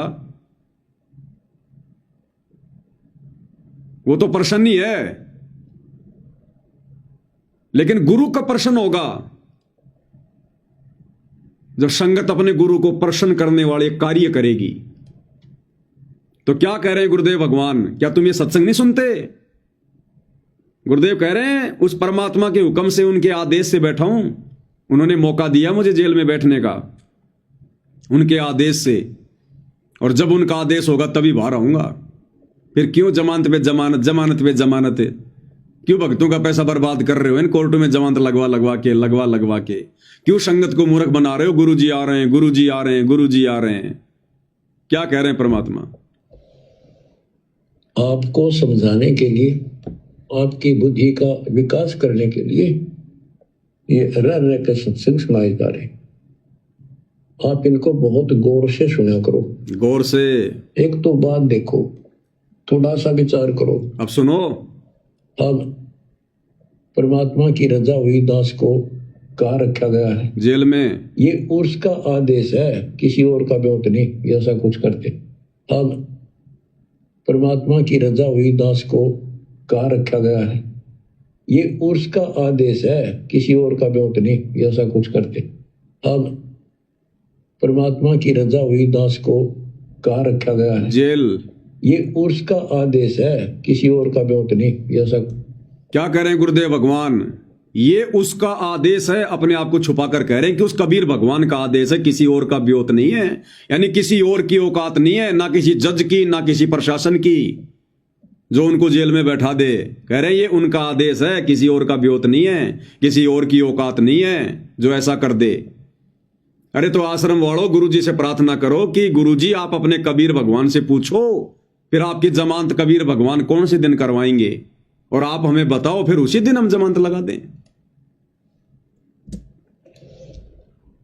अब उसी की कृपा से आपको प्रिय अमृत वर्षा कराई जा रही है। और कहां से हो रही है? कदे सपने भी ना लेना इन बातों के। और ये ज्यादा नहीं हुआ करती। और इसमें भी आनाकानी रखते हो, सत्संग सुनने में आलस करते हो, टाइम नहीं है, काम हो गया था, तो फिर अभी आप बहुत कच्चे हो, बहुत कच्चे हो। कच्चा हीरा कर जो है नहीं सह गणमार, ऐसा यौमन हो रहे तो लेखा ले करतार। तो इसलिए आपको पक्का हीरा बनाने के लिए ये सत्संग छुड़ाया जाता है। अरे कम से कम ये सार जेल वाले विशेष संदेश ही सुन लेते भाई। आश्रम वालों, तो तुम्हें बार बार जमानत लगाने की जरूरत नहीं पड़ती। सत्संग में गुरुदेव ने क्लियर कर दिया कि दास को कहां रखा गया है। यानी जेल का नाम तो नहीं लेंगे गुरुदेव, क्योंकि जेल से आ रहे सत्संग, कि दास को कहां रखा गया है। तो वो तो आप और हमें पता है कि कहां रखा गया है। और कह रहे हैं ये उसका आदेश है, अपने आप को छुपा कर कह रहे हैं गुरुदेव भगवान कि ये उस कबीर भगवान का आदेश है, किसी और का ब्योत नहीं है जो ऐसा कर दे।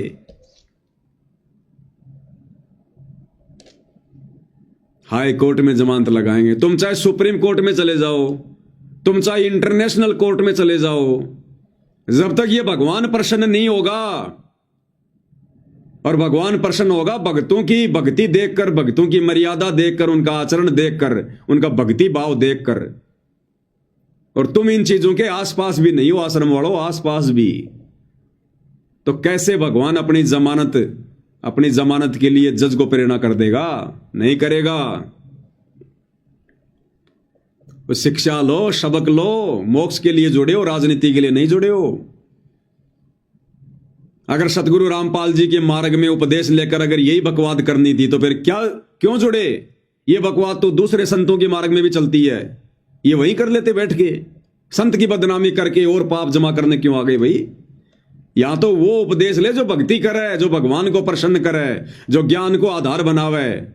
तुमने तो आधार बना लिया अपने कोऑर्डिनेटरों को, गुरुजी के परिवार को, वकीलों को, बड़े बड़े भक्तों को तुमने आधार बनाया, इन लोगों को। तो भाई इन चीजों को आधार बनाने से सौपन में भी मुक्ति नहीं हो सकती। सौपन में भी भक्तों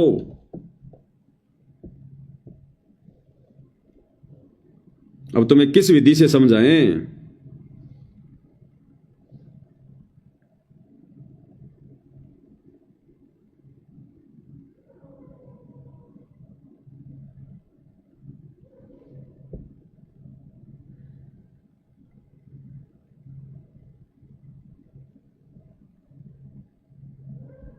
और तरीके नहीं है भाई और बहनों।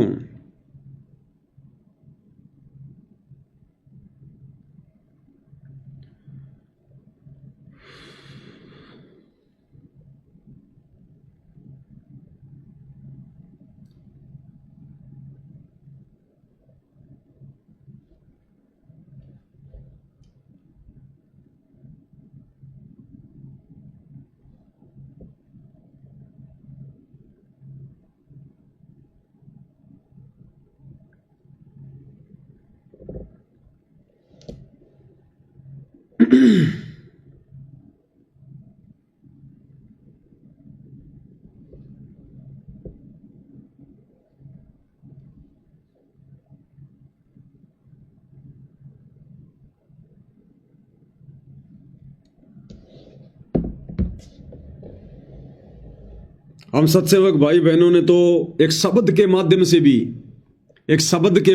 भी इस नादान संगत को समझाने का प्रयास किया कि भाई भक्ति करो, बकवाद मत करो। गुरुजी आएंगे, कल को क्या मुंह दिखाओगे, क्या जवाब दोगे जब गुरुदेव भगवान पूछेंगे कि मेरी गैर हाजिरी में तुमने क्या किया, भक्ति करी या बकवाद करी। कबीर साईं मिल लेंगे, पूछेंगे कुशलात, आदि अंत की सब कहूं अपने दिल की बात। अरे क्या मुंह लेकर खड़े होगे? अरे गुरु को हिसार जेल से बाहर आने के लिए वो कहां रहेंगे? उसके लिए उनको मकानों की जरूरत नहीं है जो तुम 5-5 मंजिल की बिल्डिंग बना रहे हो। वही बरवाला वाली हरकतें, वही 5 मंजिल की बिल्डिंग, टाइल मार्बल चिप्स लगा के स्टेज के पीछे गुरुजी की आड़ में, और मौज मस्ती करनी तुमने खुद ने। परमात्मा यहां पर टाइल मार्बल के मकान जो है बनवाने के लिए आता है क्या इस गंदे लोक में? अपने भक्तों को भी परमात्मा कहते हैं साधारण सा मकान बनाओ, झोपड़ी डाल लो, भक्ति करनी है केवल। को बरवाला आश्रम में 5 मंजिल का टाइल मार्बल का आलीशान महल बनाने का आदेश गुरुदेव देंगे? आड़ गुरुजी की मौज मस्ती खुद करो। 20 लाख रुपए का स्विमिंग पूल उस बरवाला आश्रम में, जो बरवाला कांड के बाद में गुरुदेव की बदनामी का कारण बना। मीडिया ने थूक थूक के कहा कि ये संत है, संतों के काम होते हैं स्विमिंग पूल में फुदक फुदक के नहाना। मनमाना आचरण तुम लोगों का, नाम गुरुजी का। अरे जो परम संत रो रो के सत्संग करता कि बच्चों यहां के सुख ये झूठे सुख हैं, वो स्विमिंग पूल में नहाएगा अपने बच्चों के दान का 20 लाख रुपया बर्बाद करवा के। उनकी आंखों के सामने उनके लाखों बच्चे, हजारों बच्चे जो बरवाड़ा आश्रम में जाते थे, वो बेचारे बाथरूमों में नहाया करते थे, और ये बाप, ये समर्थ, ये उस स्विमिंग पूल में नहाएगा। सारा मनमाना आचरण इन लोगों का, और ये सारी चीजें फिर बरवाला कांड में बदनामी का कारण बनी। और वो ही काम इन्होंने धनाना में शुरू कर दिया, दूसरे आश्रमों में शुरू कर दिया। स्टेज के पीछे कोई 3-3 मंजिल की, कोई 5-5 मंजिल की, और नाम क्या कह रहे हैं? गुरुजी का निवास बन रहा है। गुरुजी जब आएंगे तो गुरुजी का आवास बन रहा है। अरे गुरुजी 200-400 फुट के नहीं है, इस कारलोक के अनुसार लीला कर रहे हैं। 6.5 फीट हाइट है, और परमात्मा कहते हैं घर तो 3.5 हाथ, गढ़ा तो 4.25। इससे अधिक जो बनाता है उसको नहीं विचार। 5-5 मंजिल में रहेंगे गुरुदेव भगवान। अरे फिर से कोई धनाना कांड करवाने की तैयारी है क्या? उस आश्रम के भी ताले लगवाओगे क्या? स्विमिंग पूल, 5 मंजिल का मकान है, सतगुरुदेव भगवान को बाहर आने के बाद में इन पत्थरों के मकानों में बैठने की जरूरत नहीं है। वो पत्थरों के मकान नहीं बनवाते, वो अपने भक्तों के हृदय में मकान बनवाते हैं। गुरुदेव भगवान को अपने भक्तों के हृदय में जगह चाहिए। अरे इतनी औकात बनाओ कि तुम अपने गुरु जी को अपने हृदय में बैठा सको, क्षमा सको, वो भगवान सहर्ष तुम्हारे हृदय में बैठ सके। गुरु भगता मम आत्म सोई, वाके हृदय रो समोई। इन पत्थरों के मकानों में बैठाने से परमात्मा प्रसन्न नहीं होता। ये टाइल मार्बल चिप्स के मकान बनाने से गुरु प्रसन्न नहीं होता। अपने दिल में जगह दो गुरु को, तब आएगा गुरु जेल से बाहर। छोड़ दो ये बकवाद भाई और बहनों, छोड़ दो। खून के आंसू रोने पड़ेंगे, खून के आंसू। तुमने क्या सोचा काल कोई नशे की दवा खा के सो रहा है? इस समय आत्माओं को सतलोक ले जाने का वचन छूट उस काल के वचन अनुसार काल ने दे रखी है कि आप कलयुग में जितने मर्जी जीव ले जाना। अपने भोजन को कोई इतनी आसानी से जाने देगा क्या? सतगुरु से ज्यादा प्रयास संगत को तोड़ने का, बरगलाने का, भ्रमित करने का, धोखा देने का काल कर रहा है। और तुम्हें पता हो सामने प्रकट नहीं होता। जो लोग गुरु को मानुष मानते हैं, मर्यादा तोड़ते हैं, उनमें भूत की तरह प्रवेश करके फिर वो संगत की ऐसी तैसी करवाता है। संगत माई कुसंगत उपजे जैसे बण में बांस है। तो ये बण में बांस है, ये कोऑर्डिनेटर गुरु जी का परिवार, ये बड़े बड़े परम भगत आश्रम संचालक, ये बंबू हैं बंबू। और इन्होंने उखाड़ दिए संगत के तंबू। और कितना समझाया करते थे आप लोगों को, शब्द तक बना बना के कि मूर्खों की आंखें खुल जाएं। तो लास्ट में पूज्य गुरुदेव भगवान के आशीर्वाद से, अब इसको सतगुरु की महिमा तो नहीं कह सकते, लेकिन इस नादान संगत की जो अपने काल प्रेरित कुकर्मों के चलते आए दिन सतगुरु को हिसार जेल में खून के आंसू रुला रही है, उन्हें बाहर आने से रोक रही है। रोकने का मतलब सतगुरु तुम्हारे आचरण को देखकर बाहर नहीं आ रहा, तुम्हारे रवैयों को देखकर बाहर नहीं आ रहा। वो जज में बार बार वो प्रेरणा कर देता है और जज की कलम ना चाहते हुए भी जमानत को कैंसिल कर देती है। तो सतगुरु बकवादों से प्रसन्न नहीं होता, भक्ति से प्रसन्न होगा। और ये भक्ति तुम्हें ये काल करने नहीं देगा इन आश्रम वालों के माध्यम से। जब तक तुम इनके संपर्क में रहोगे, इन आश्रमों में जाओगे, आंख बंद करके इनके आदेशों की पालना करोगे। बंदी छोड़ सतगुरु रामपाल जी परमेश्वर जी की जय हो। भक्तो भक्ति करो, बकवाद नहीं आएंगे गुरु जी कभी ना कभी। भक्तो भक्ति करो, बकवाद नहीं आएंगे गुरु जी कभी ना कभी। फिर क्या चेहरा दिखलाओगे जब पूछेंगे गुरु जी कभी ना कभी। फिर क्या चेहरा दिखलाओगे जब पूछेंगे गुरु जी कभी ना कभी। जब पूछेंगे गुरुदेव भगवान के नालायकों, उस परीक्षा के समय में तुमने क्या किया? मैं तुम्हारी परीक्षा ले रहा था जेल में बैठकर। मैं कोई बेबस और लाचार नहीं था जो मेरे को जेल की 4 दीवारियों ने बांध के रखा हुआ था। फिर क्या जवाब दोगे अपने इन तमाम वर्तमान कुकर्मों को लेकर? भक्तो भक्ति करो, बकवाद नहीं आएंगे गुरु जी कभी ना कभी। फिर क्या चेहरा दिखलाओगे जब पूछेंगे गुरु जी कभी ना कभी। तूने दान दिया, चाहे खून दिया, चाहे वोट दिया हो, कभी ना कभी। रक्तदान रक्तदान, दे दान दे दान, अरे ये दे उस भगवान ने हमें दान में दी है भक्ति करने के लिए, तुम अधिकारी नहीं हो ये दे दान करने का, रक्त दान करने का। जिसको रक्त चाहिए सतगुरु से नाम उपदेश लेके भक्ति करे, बिना रक्त के परमात्मा शरीर चला देगा। तुम क्यों अपना खून बहा रहे हो फालतू में? एक तरफ तो ये आश्रम वाले तुम्हें दान धर्म से चूस रहे, ऊपर से तुम्हारा खून निकलवा रहे, फिर भी तुम्हारी समझ में नहीं आ रहा। Blood donation camp, blood donation camp, किनको चढ़ेगा वो खून? बकवादियों को। तुम्हारा खून चढ़वा कर जीवन प्राप्त करके और बकवाद करेगी दुनिया, और दोषी बनोगे तुम। क्या आवश्यकता तुम्हें दे दान करने की? यही फंसा लेगा काल। मर गए, दे दान कर दिया, तुम्हारी वो किडनी निकाल ली गई। और किडनी ज्यादातर ये किसको चढ़ाई जाती है? शराबी को, जो शराब पी पी के नशा कर करके किडनियां खराब कर लेता है। पैसों के लोगों के पास कमी नहीं, 50-50 लाख रुपए दे के लोग अपनी नई किडनी चेंज करवा लेते हैं। अब ऐसे कोई नशेड़ी, कोई वो गंजेड़ी, कोई शराबी पी पी के शराब, किडनियां खराब, हॉस्पिटल में जाएगा, डॉक्टर से कहेगा डॉक्टर साहब देखो, डॉक्टर कहेगा भैया किडनियां खराब हैं। क्या करूं जी?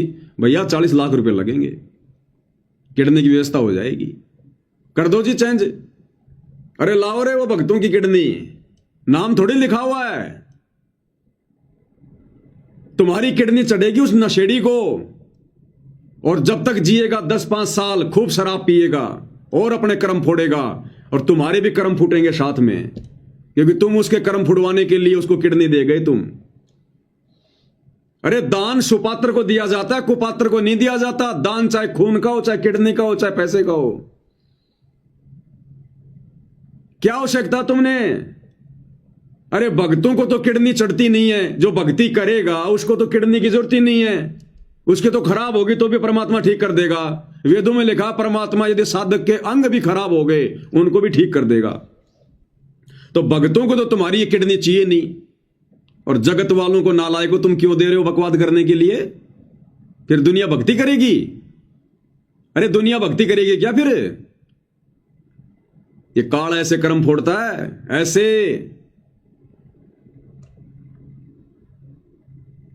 तूने दान दिया चाहे खून दिया, लेकिन तूने सब कुछ कुपात्रों को दिया, कुपात्रों को। और वोट दिया हो कभी ना कभी 2019 में इसी सतलोक आश्रम वालों ने हरियाणा में कांग्रेस सरकार का समर्थन करवाया तुम लोगों से, वोट डलवाए ना। पूरे देश में बीजेपी का विरोध, कांग्रेस का समर्थन, गुरु जी का आदेश बता दिया, और हरियाणा में उस व्यक्ति का समर्थन करवाया भक्तों से, उस व्यक्ति को वोट डलवाए, भूपेंद्र सिंह हुड्डा को, जिसको गुरुदेव भगवान ने करोथा कांड का मुख्य दोषी बताया। और गुरुदेव ने कह रखा कि उस भूपेंद्र सिंह हुड्डा के तो इतने लंबे लंबे कीड़े पड़ेंगे। उस व्यक्ति को, उस परमात्मा के उस द्रोही को इन आश्रम वालों ने, इस काल ने भक्तों से समर्थन करवा के परमात्मा के विरोधी व्यक्ति का और संगत के सूखे सूखे कर्म फुड़वाए। ये सोच समझ के लिखवाए परमात्मा ने शब्द, मजाक में नहीं लिखवाए। तूने दान दिया चाहे खून दिया, चाहे वोट दिया हो कभी ना कभी। तूने दान दिया चाहे खून दिया, चाहे वोट दिया हो कभी ना कभी। देना होगा जवाब तुझे यहीं का यहीं, आएंगे गुरु जी कभी ना कभी। देना होगा जवाब तुम्हें यहीं का यहीं, आएंगे गुरु जी कभी ना कभी। यहीं का यहीं मतलब 21 ब्रह्मांड में। जब जाओगे ना धर्मराय के दरबार में, वहां हिसाब मांगेगा कि बेटा तू कौन होता है दे दान करने वाला। गरीबदास जी कहते हैं पिंड प्राण जिन दीने दाना, गरीबदास जाकू कुर्बाना। कि उस कबीर भगवान ने ये पिंड, ये शरीर मुझे दान में दिया भक्ति के लिए। अरे तू कौन होता है उस परमात्मा के द्वारा दिए गए इस शरीर को दान करने का? तू अधिकारी है क्या? देना होगा जवाब तुझे यहीं का यहीं, उस धर्मराय के दरबार में। भक्तो भक्ति करो बकवाद नहीं आएंगे गुरु जी कभी ना कभी, फिर क्या चेहरा दिखलाओगे जब पूछेंगे गुरु जी कभी ना कभी।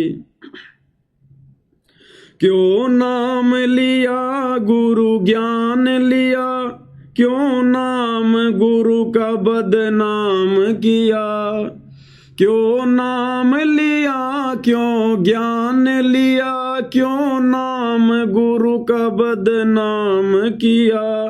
आधार ज्ञान को बनाया ही नहीं आएंगे गुरु जी कभी ना कभी, आधार ज्ञान को बनाया ही नहीं आएंगे गुरु जी कभी ना कभी। अरे क्यों नाम लिया, क्या तुमने ये ज्ञान सुना? अगर ये सारे उल्टे कुकर्म करके गुरुजी की बदनामी ही करवानी थी तो स्टेडियम बनवा दिया, राजनीति कर रहे हो। 2019 में पूरे देश में इन आश्रम वालों ने भक्तों से कांग्रेस का समर्थन करवाया, कांग्रेस को वोट डलवाए। देश की आधी जनता जो बीजेपी की समर्थक है, संत रामपाल जी को जी भर के गालियां निकाल रही है। ये काहे का संत है, दोगला आदमी है। संतों के काम होते हैं राजनीति करने के। तुम भक्तों की नादानी ने, बेवकूफी ने, बिना सोचे समझे जिस राजनीति से संत रामपाल जी का 36 का आंकड़ा रहा है, इस काल में तुम लोगों से राजनीति करवा दी और पूरा देश गुरु जी को गालियां दे रहा जो बीजेपी के जो लोग समर्थक हैं। फिर 2024 में उस कांग्रेस को छोड़ दिया काल ने और नरेंद्र मोदी की गोद में बैठ गए, बीजेपी की गोद में बैठ गए और बीजेपी का समर्थन करवा रहे हैं। नरेंद्र मोदी की हरियाणा की गोहाना रैली में, मध्य प्रदेश की भोपाल रैली में, हरियाणा के मुख्यमंत्री की रैलियों में जा रहे हैं, भक्तों को भेज रहे हैं बसें भर भर के। अब वो कांग्रेस वाले गालियां देंगे। अब 2024 में जी भर के कांग्रेस वालों ने गालियां दी कि ये तो वास्तव में बड़ा दोगला आदमी है, क्योंकि उनको थोड़ी पता है कि आदेश कौन दे रहा है। वो तो ये सोच रहे हैं कि ये संत रामपाल जी के भगत हैं, इनके गुरु जी आदेश दे रहे हैं। अब वो कांग्रेस वाले जी भर के गालियां दे रहे हैं, निंदा चुगली कर रहे हैं, गुरु की बदनामी कर रहे हैं कि ये तो वास्तव में दोगला आदमी है, इससे तो राम रहीम अच्छा। उसने कभी इतनी जल्दी कोई पार्टी तो नहीं बदली, वो बीजेपी का शुरू से था, आज भी बीजेपी का है। और ये बाबा रामपाल तो कभी कांग्रेस कभी बीजेपी। तो तूने नाम लिया, तूने ज्ञान लिया, क्यों नाम लिया गुरु ज्ञान लिया, क्यों नाम गुरु का बदनाम किया। अरे आधार ज्ञान को बनाया ही नहीं आएंगे गुरु जी कभी न कभी। भक्तो भक्ति करो बकवाद नहीं आएंगे गुरु जी कभी ना कभी, फिर क्या चेहरा दिखलाओगे जब पूछेंगे गुरु जी कभी ना कभी। और उसके बाद ज्योति पाठ के नाम पर ठगी, बन गए मूर्ख। गुरु कह के थक गया कि गुरु बिन दान पुण्य जो करही वो मिथ्या हो कबू न फलही। गुरु बिन माला फेरते, गुरु बिन देते दान, गुरु बिन दोनों बेकार है चाहे पूछो वेद पुराण। गुरु कह के थक गया कि भाई इस धरती पर सतगुरु के अलावा दान धर्म लेने का, ज्योति पाठ का पैसा लेने का कोई भी अधिकारी नहीं है, सुपात्र कोई भी नहीं है। आंख बंद करके तुमने इन काल प्रेरित कुपात्रों के हाथों में, कोऑर्डिनेटरों के हाथों में, आश्रम वालों के हाथों में, नामदान संचालकों के हाथों में, जिनकी एक भी मर्यादा नहीं है, सब गुरु को मानुष मानते हैं, अपने कर्म फोड़ लिए। और तुम्हारी आंखों के सामने वो दान कभी आरक्षणों में, कभी गुंडों की सीबीआई जांच में, कभी जाटों की धर्मशाला में, कभी अयोध्या के भंडारे में, कभी राजनीति में तुम्हारे कर्म फूटे कर्म ढंग से। तूने जोत कराई चाहे पाठ कराया, आदेश गुरु का लिया ही नहीं। गुरुदेव ने स्पष्ट कर रखा सत्संग में कि पाठ करवाने से पहले गुरुजी से आज्ञा ली जाती है। गुरुजी से आज्ञा, गुरुजी की आज्ञा के बिना पाठ नहीं करवाया जाता। ये आदेश हैं गुरुदेव भगवान के। अगर दास के पास में होगा तो जरूर आपको दिखाऊंगा। ये रहा, सुनो ध्यान से क्या कह रहे हैं परमात्मा।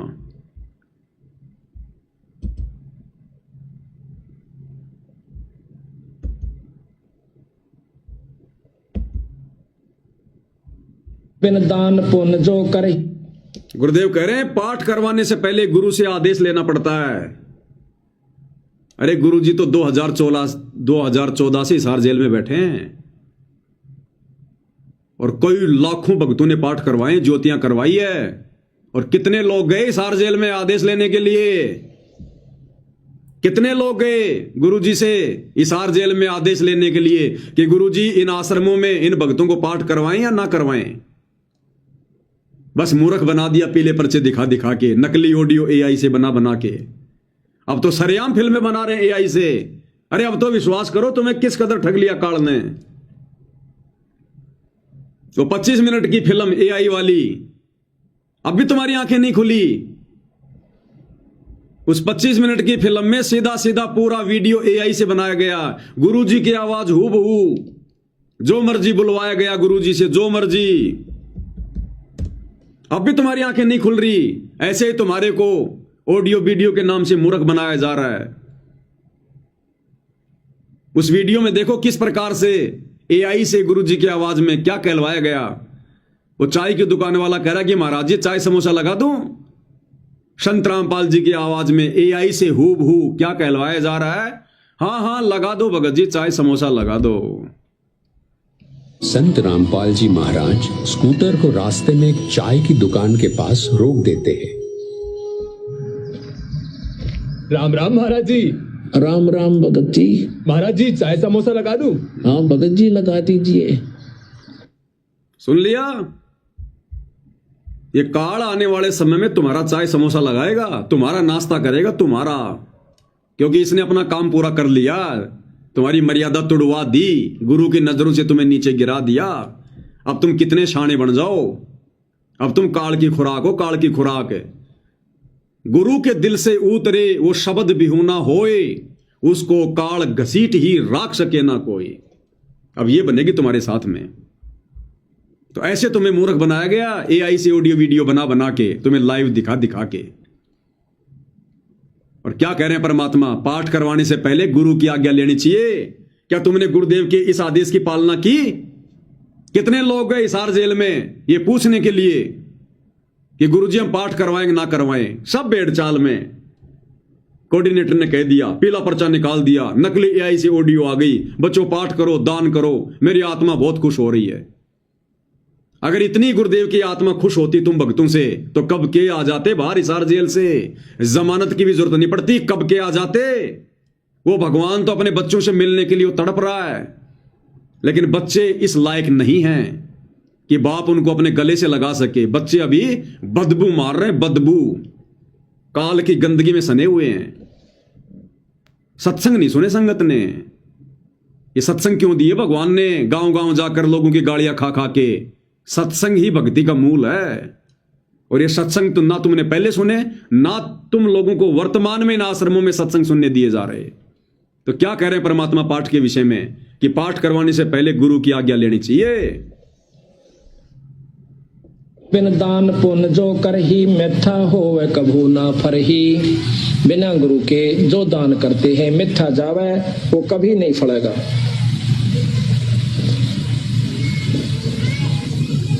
गुरु बिन होम यज्ञ जो साधे, और 10 मन पातक लागे। गुरु बिन कोई पाठ कोई हवन ये नहीं करवाना चाहिए, गुरु की आज्ञा लेकर फिर करवाना चाहिए। सुन लिया? जिसके सिर पर कृपा गुरु की, वो दुख कैसे आएगा। जिसके सिर पर कृपा गुरु की, वो दुख कैसे आएगा। नाम गुरु जी का जप लेगा, नाम गुरु जी का जप लेगा, जीवन सफल बनाएगा। जिसके सिर पर कृपा गुरु की, वो दुख कैसे पाएगा। जिसके सिर पर कृपा गुरु की, वो दुख कैसे पाएगा।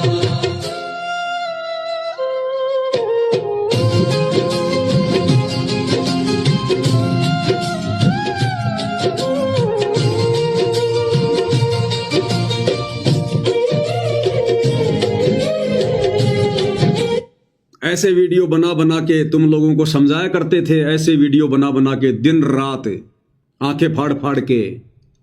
हमारा कोई स्वार्थ नहीं है, हमें तुम ज्योति पाठ और दान के पैसे नहीं दे रहे आश्रम वालों। हर प्रकार से परमात्मा ने वीडियो बनवा बनवा के तुम्हारी आंखें खुलवानी चाहिए, लेकिन परमात्मा कहते हैं गधे की आंख में अगर कोई घी डालता है ना तो गधा सोचता है कि मेरी आंख फोड़ना चाह रहा है, क्योंकि उसमें इतनी बुद्धि होती है, इतनी, जिसकी जितनी बुद्धि उतना ही समाए, उसका बुरा मत मानियो, बेचारा दी कहां से लाए। तो मालिक ने कोई कमी नहीं छुड़वाई अपने सत्सेवक बच्चों के माध्यम से तुम आश्रम वालों की आंखें खुलवाने में। तो पाठ के विषय में क्या सुना आपने, एक बार फिर से सुन लो। गुरुदेव कहते हैं पहले गुरु की आज्ञा लेनी चाहिए, उसके बाद में पाठ करवाना चाहिए। बिन दान पुण्य जो कर ही मिथ्या होवे कभू ना फरही। बिना गुरु के जो दान करते हैं मिथ्या जावे, वो कभी नहीं फलेगा।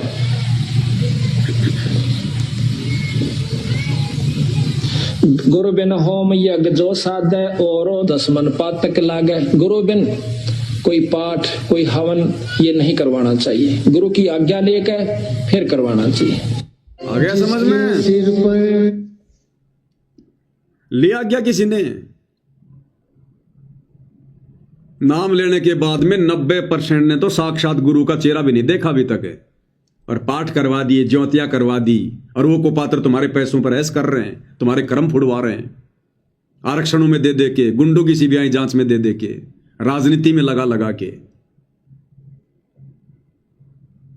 और कहते हैं दान धर्म करने से तो आत्मा में निर्मलता आती है, पाप कटते हैं।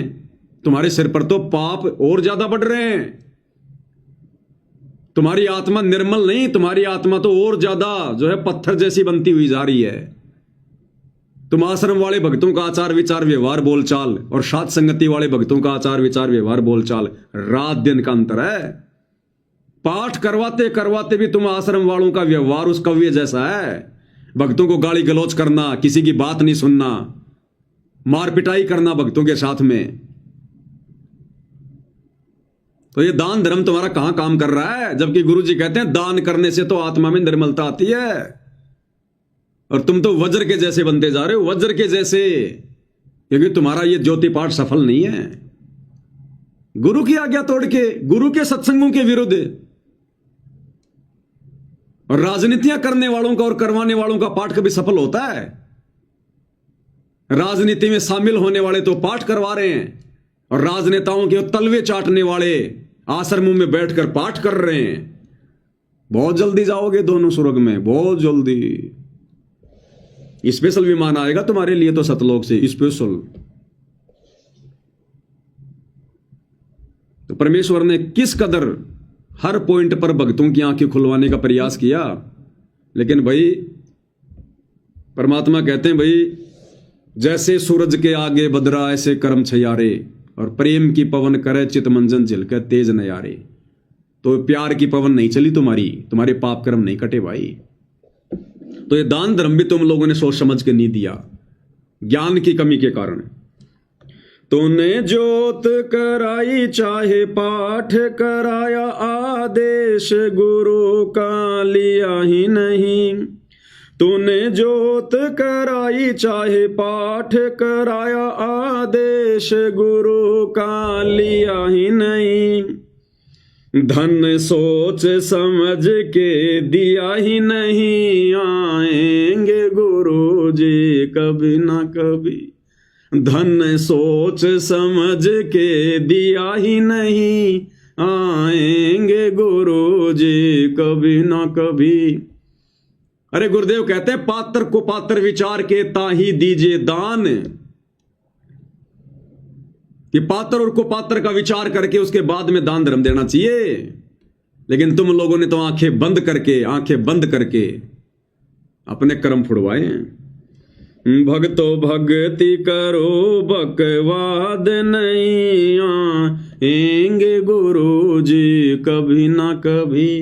फिर क्या चेहरा दिख लाओगे जब पूछेंगे गुरु जी कभी ना कभी।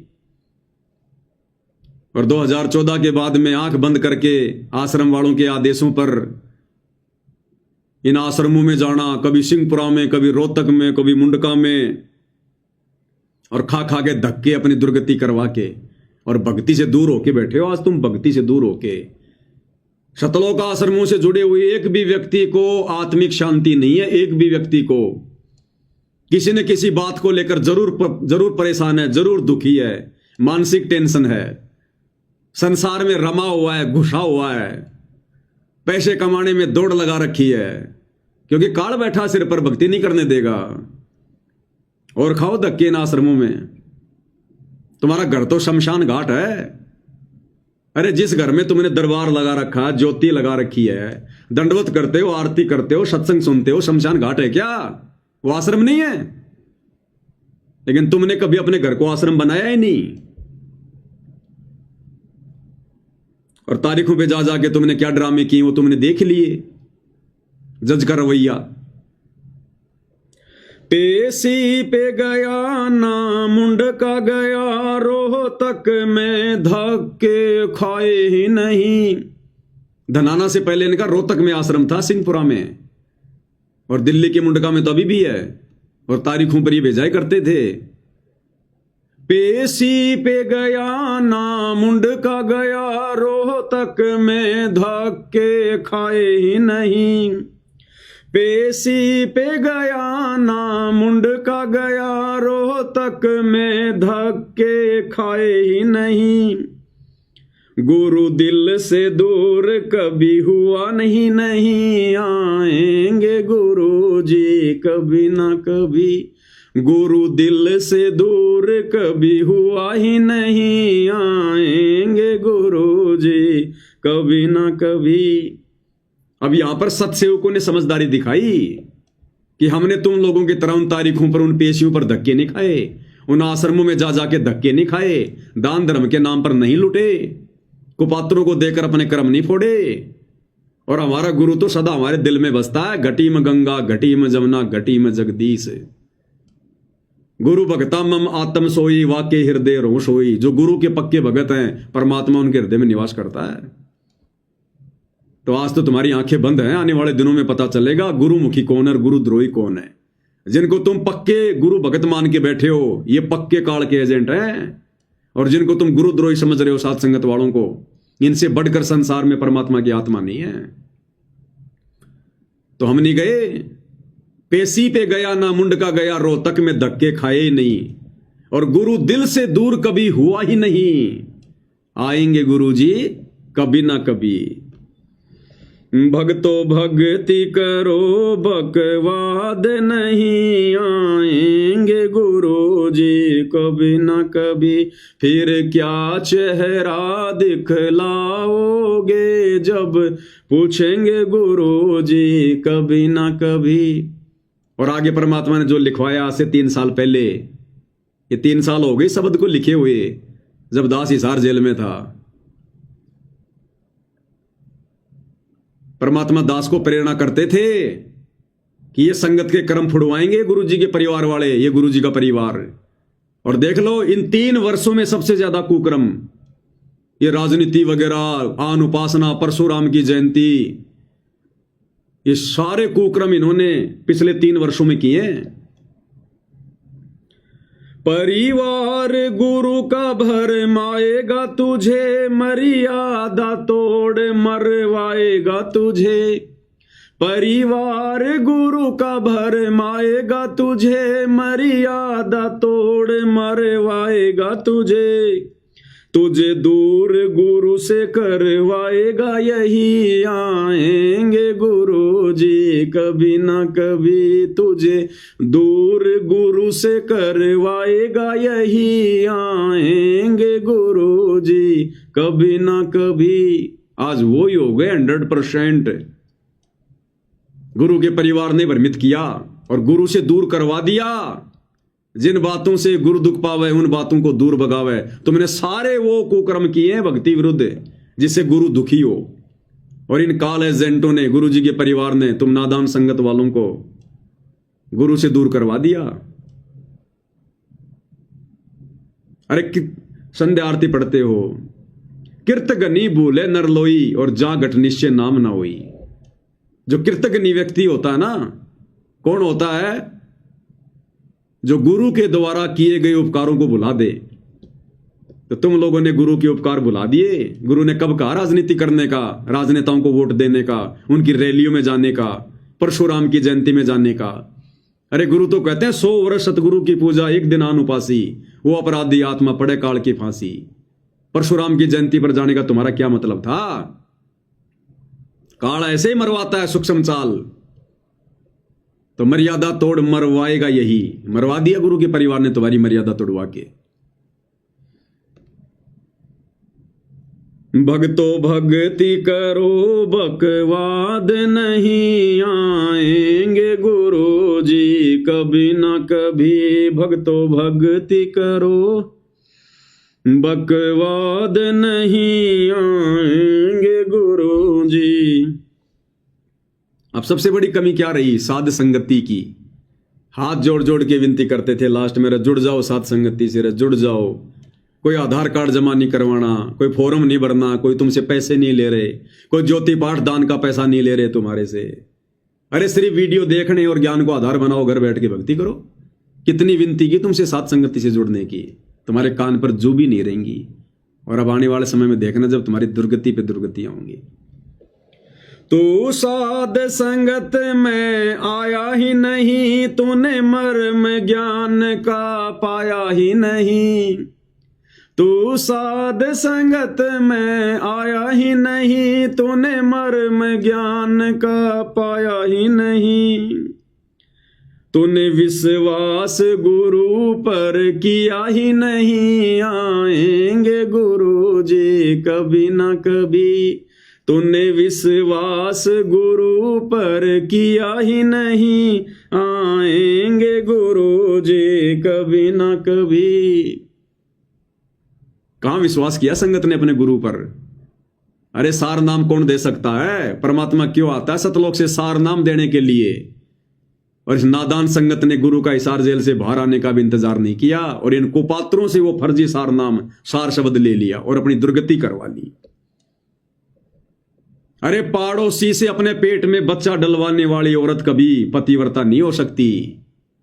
ये भक्ति रूपी बच्चा, ये सार नाम सार शब्द केवल सतगुरु देने का अधिकारी है। ये प्रथम नाम भी कोई देने का अधिकारी नहीं है सृष्टि में। सतनाम सार शब्द तो बहुत दूर की बात है। वो सार नाम देने के लिए तो भगवान सतलोक से चल के आया है। सोहम नाम हम जग में लेके आए और सार नाम हमने गुप्त छुपाए। उस गुप्त नाम को इन काल के एजेंट आश्रम वालों को देगा गुरु। एक 15 रुपए की डीवीडी में डाल के आलू टमाटर की तरह एक एक पाठ के चक्कर में बांटने के लिए देगा गुरु। क्या गुरु इनके आचरणों से वाकिफ नहीं है? गुरु को पता नहीं है इन लोगों का? इनके असंख्य जन्मों की कुंडली का पता गुरु को। यह छटनी का समय था, परीक्षा का समय था, बहुत सोच समझ के निर्णय लेना था।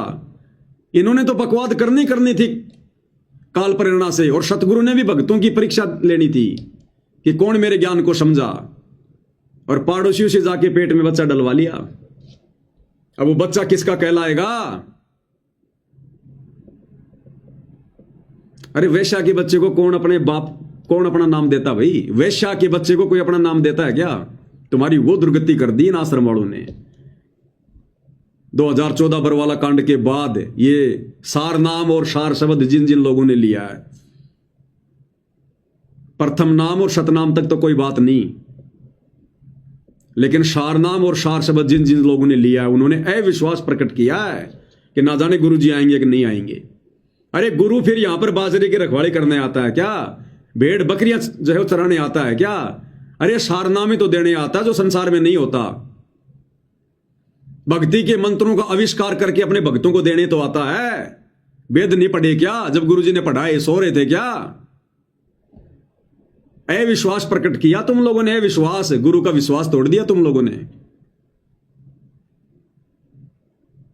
और कहते हैं काठ की हांडी केवल एक बार चढ़ती है, दोबारा नहीं। बहुत समझाया था भाई, रो रो के समझाया करते थे। इन आश्रम वालों की गालियां खा खा के, इनके लठ खा खा के तुम्हें समझाया, जेल जा जा के तुम्हें समझाया, फिर भी तुम्हारी आंखें नहीं खुली आश्रम वालों, अंध भक्तों। अब तो तुम्हारा सब कुछ बर्बाद हो चुका है, सब कुछ। फिर भी तुम्हारे पास में समय है, जब तक गुरुदेव भगवान जेल से बाहर नहीं आते हैं। भगत बन के दिखा दो अपने भगवान को। जितनी तुमने मूर्खता की है, जितनी तुमने गलतियां की हैं जाने अनजाने में, नाक रगड़ रगड़ के माफी मांग के, और इन आश्रम वालों से सवाल जवाब करो। मुंह करके भी मत शो इन आश्रमों की तरफ जब तक सतगुरु रामपाल जी भगवान बाहर ना आ जाए। 1 रुपया मत दो इनको, पात्रों को काट के, एजेंटों को अपने घर पे रखो। गुरु के आने के बाद देना, संकल्प कर लो। सतगुरु तुम्हारे नोट के, उन कागज के टुकड़ों का भूखा नहीं है। जिसने 21 ब्रह्मांड काल को भीख में दे रखे हैं, वो तुम्हारे पाठ का भूखा है क्या? कहते हैं साधु भूखा भाव का, धन का भूखा नहीं। जो कोई धन का भूखा वो साधु भी नहीं। धन के भूखे तो ये आश्रम वाले थे जिन्होंने तुम्हारे को चूस लिया, तुम्हारे को चूसे हुए आम की तरह। आम में से आम चूस के गुठली निकाल के कैसे वो पिचका पिचका होता है, तुम्हारी ये हालत कर दी है। लेकिन फिर भी मालिक दयालु है, जब तक इस हार जेल से बाहर नहीं आते हैं। अगर तुम लोगों ने फिर भी ज्ञान को आधार बनाया, साथ संगति से जुड़े, मालिक से रो रो के अपने उन तमाम कुकर्मों की जो मैनेजमेंट वालों ने तुम लोगों से करवा के मर्यादा तोड़वा दी है, अगर तुमने उनका प्रायश्चित किया और आगे से ज्ञान आधार से चले, अभी भी मालिक दयालु है। नहीं तो तुम्हारी नैया डूब चुकी है नैया। तो भाई समझा सकते हैं, विनती कर सकते हैं, इससे ज्यादा कुछ नहीं। तो भाई और बहनों, परमेश्वर की बहुत बड़ी रजा, बहुत बड़ी दया। और कुछ एक भगत भाइयों की जो थालियां, जिन्होंने जो एड्रेस वगैरह भेज रखे हैं, भाई और बहनों, क्या कि सतगुरु महिमा की जो पुस्तकें हैं वो समाप्त हो गई हैं।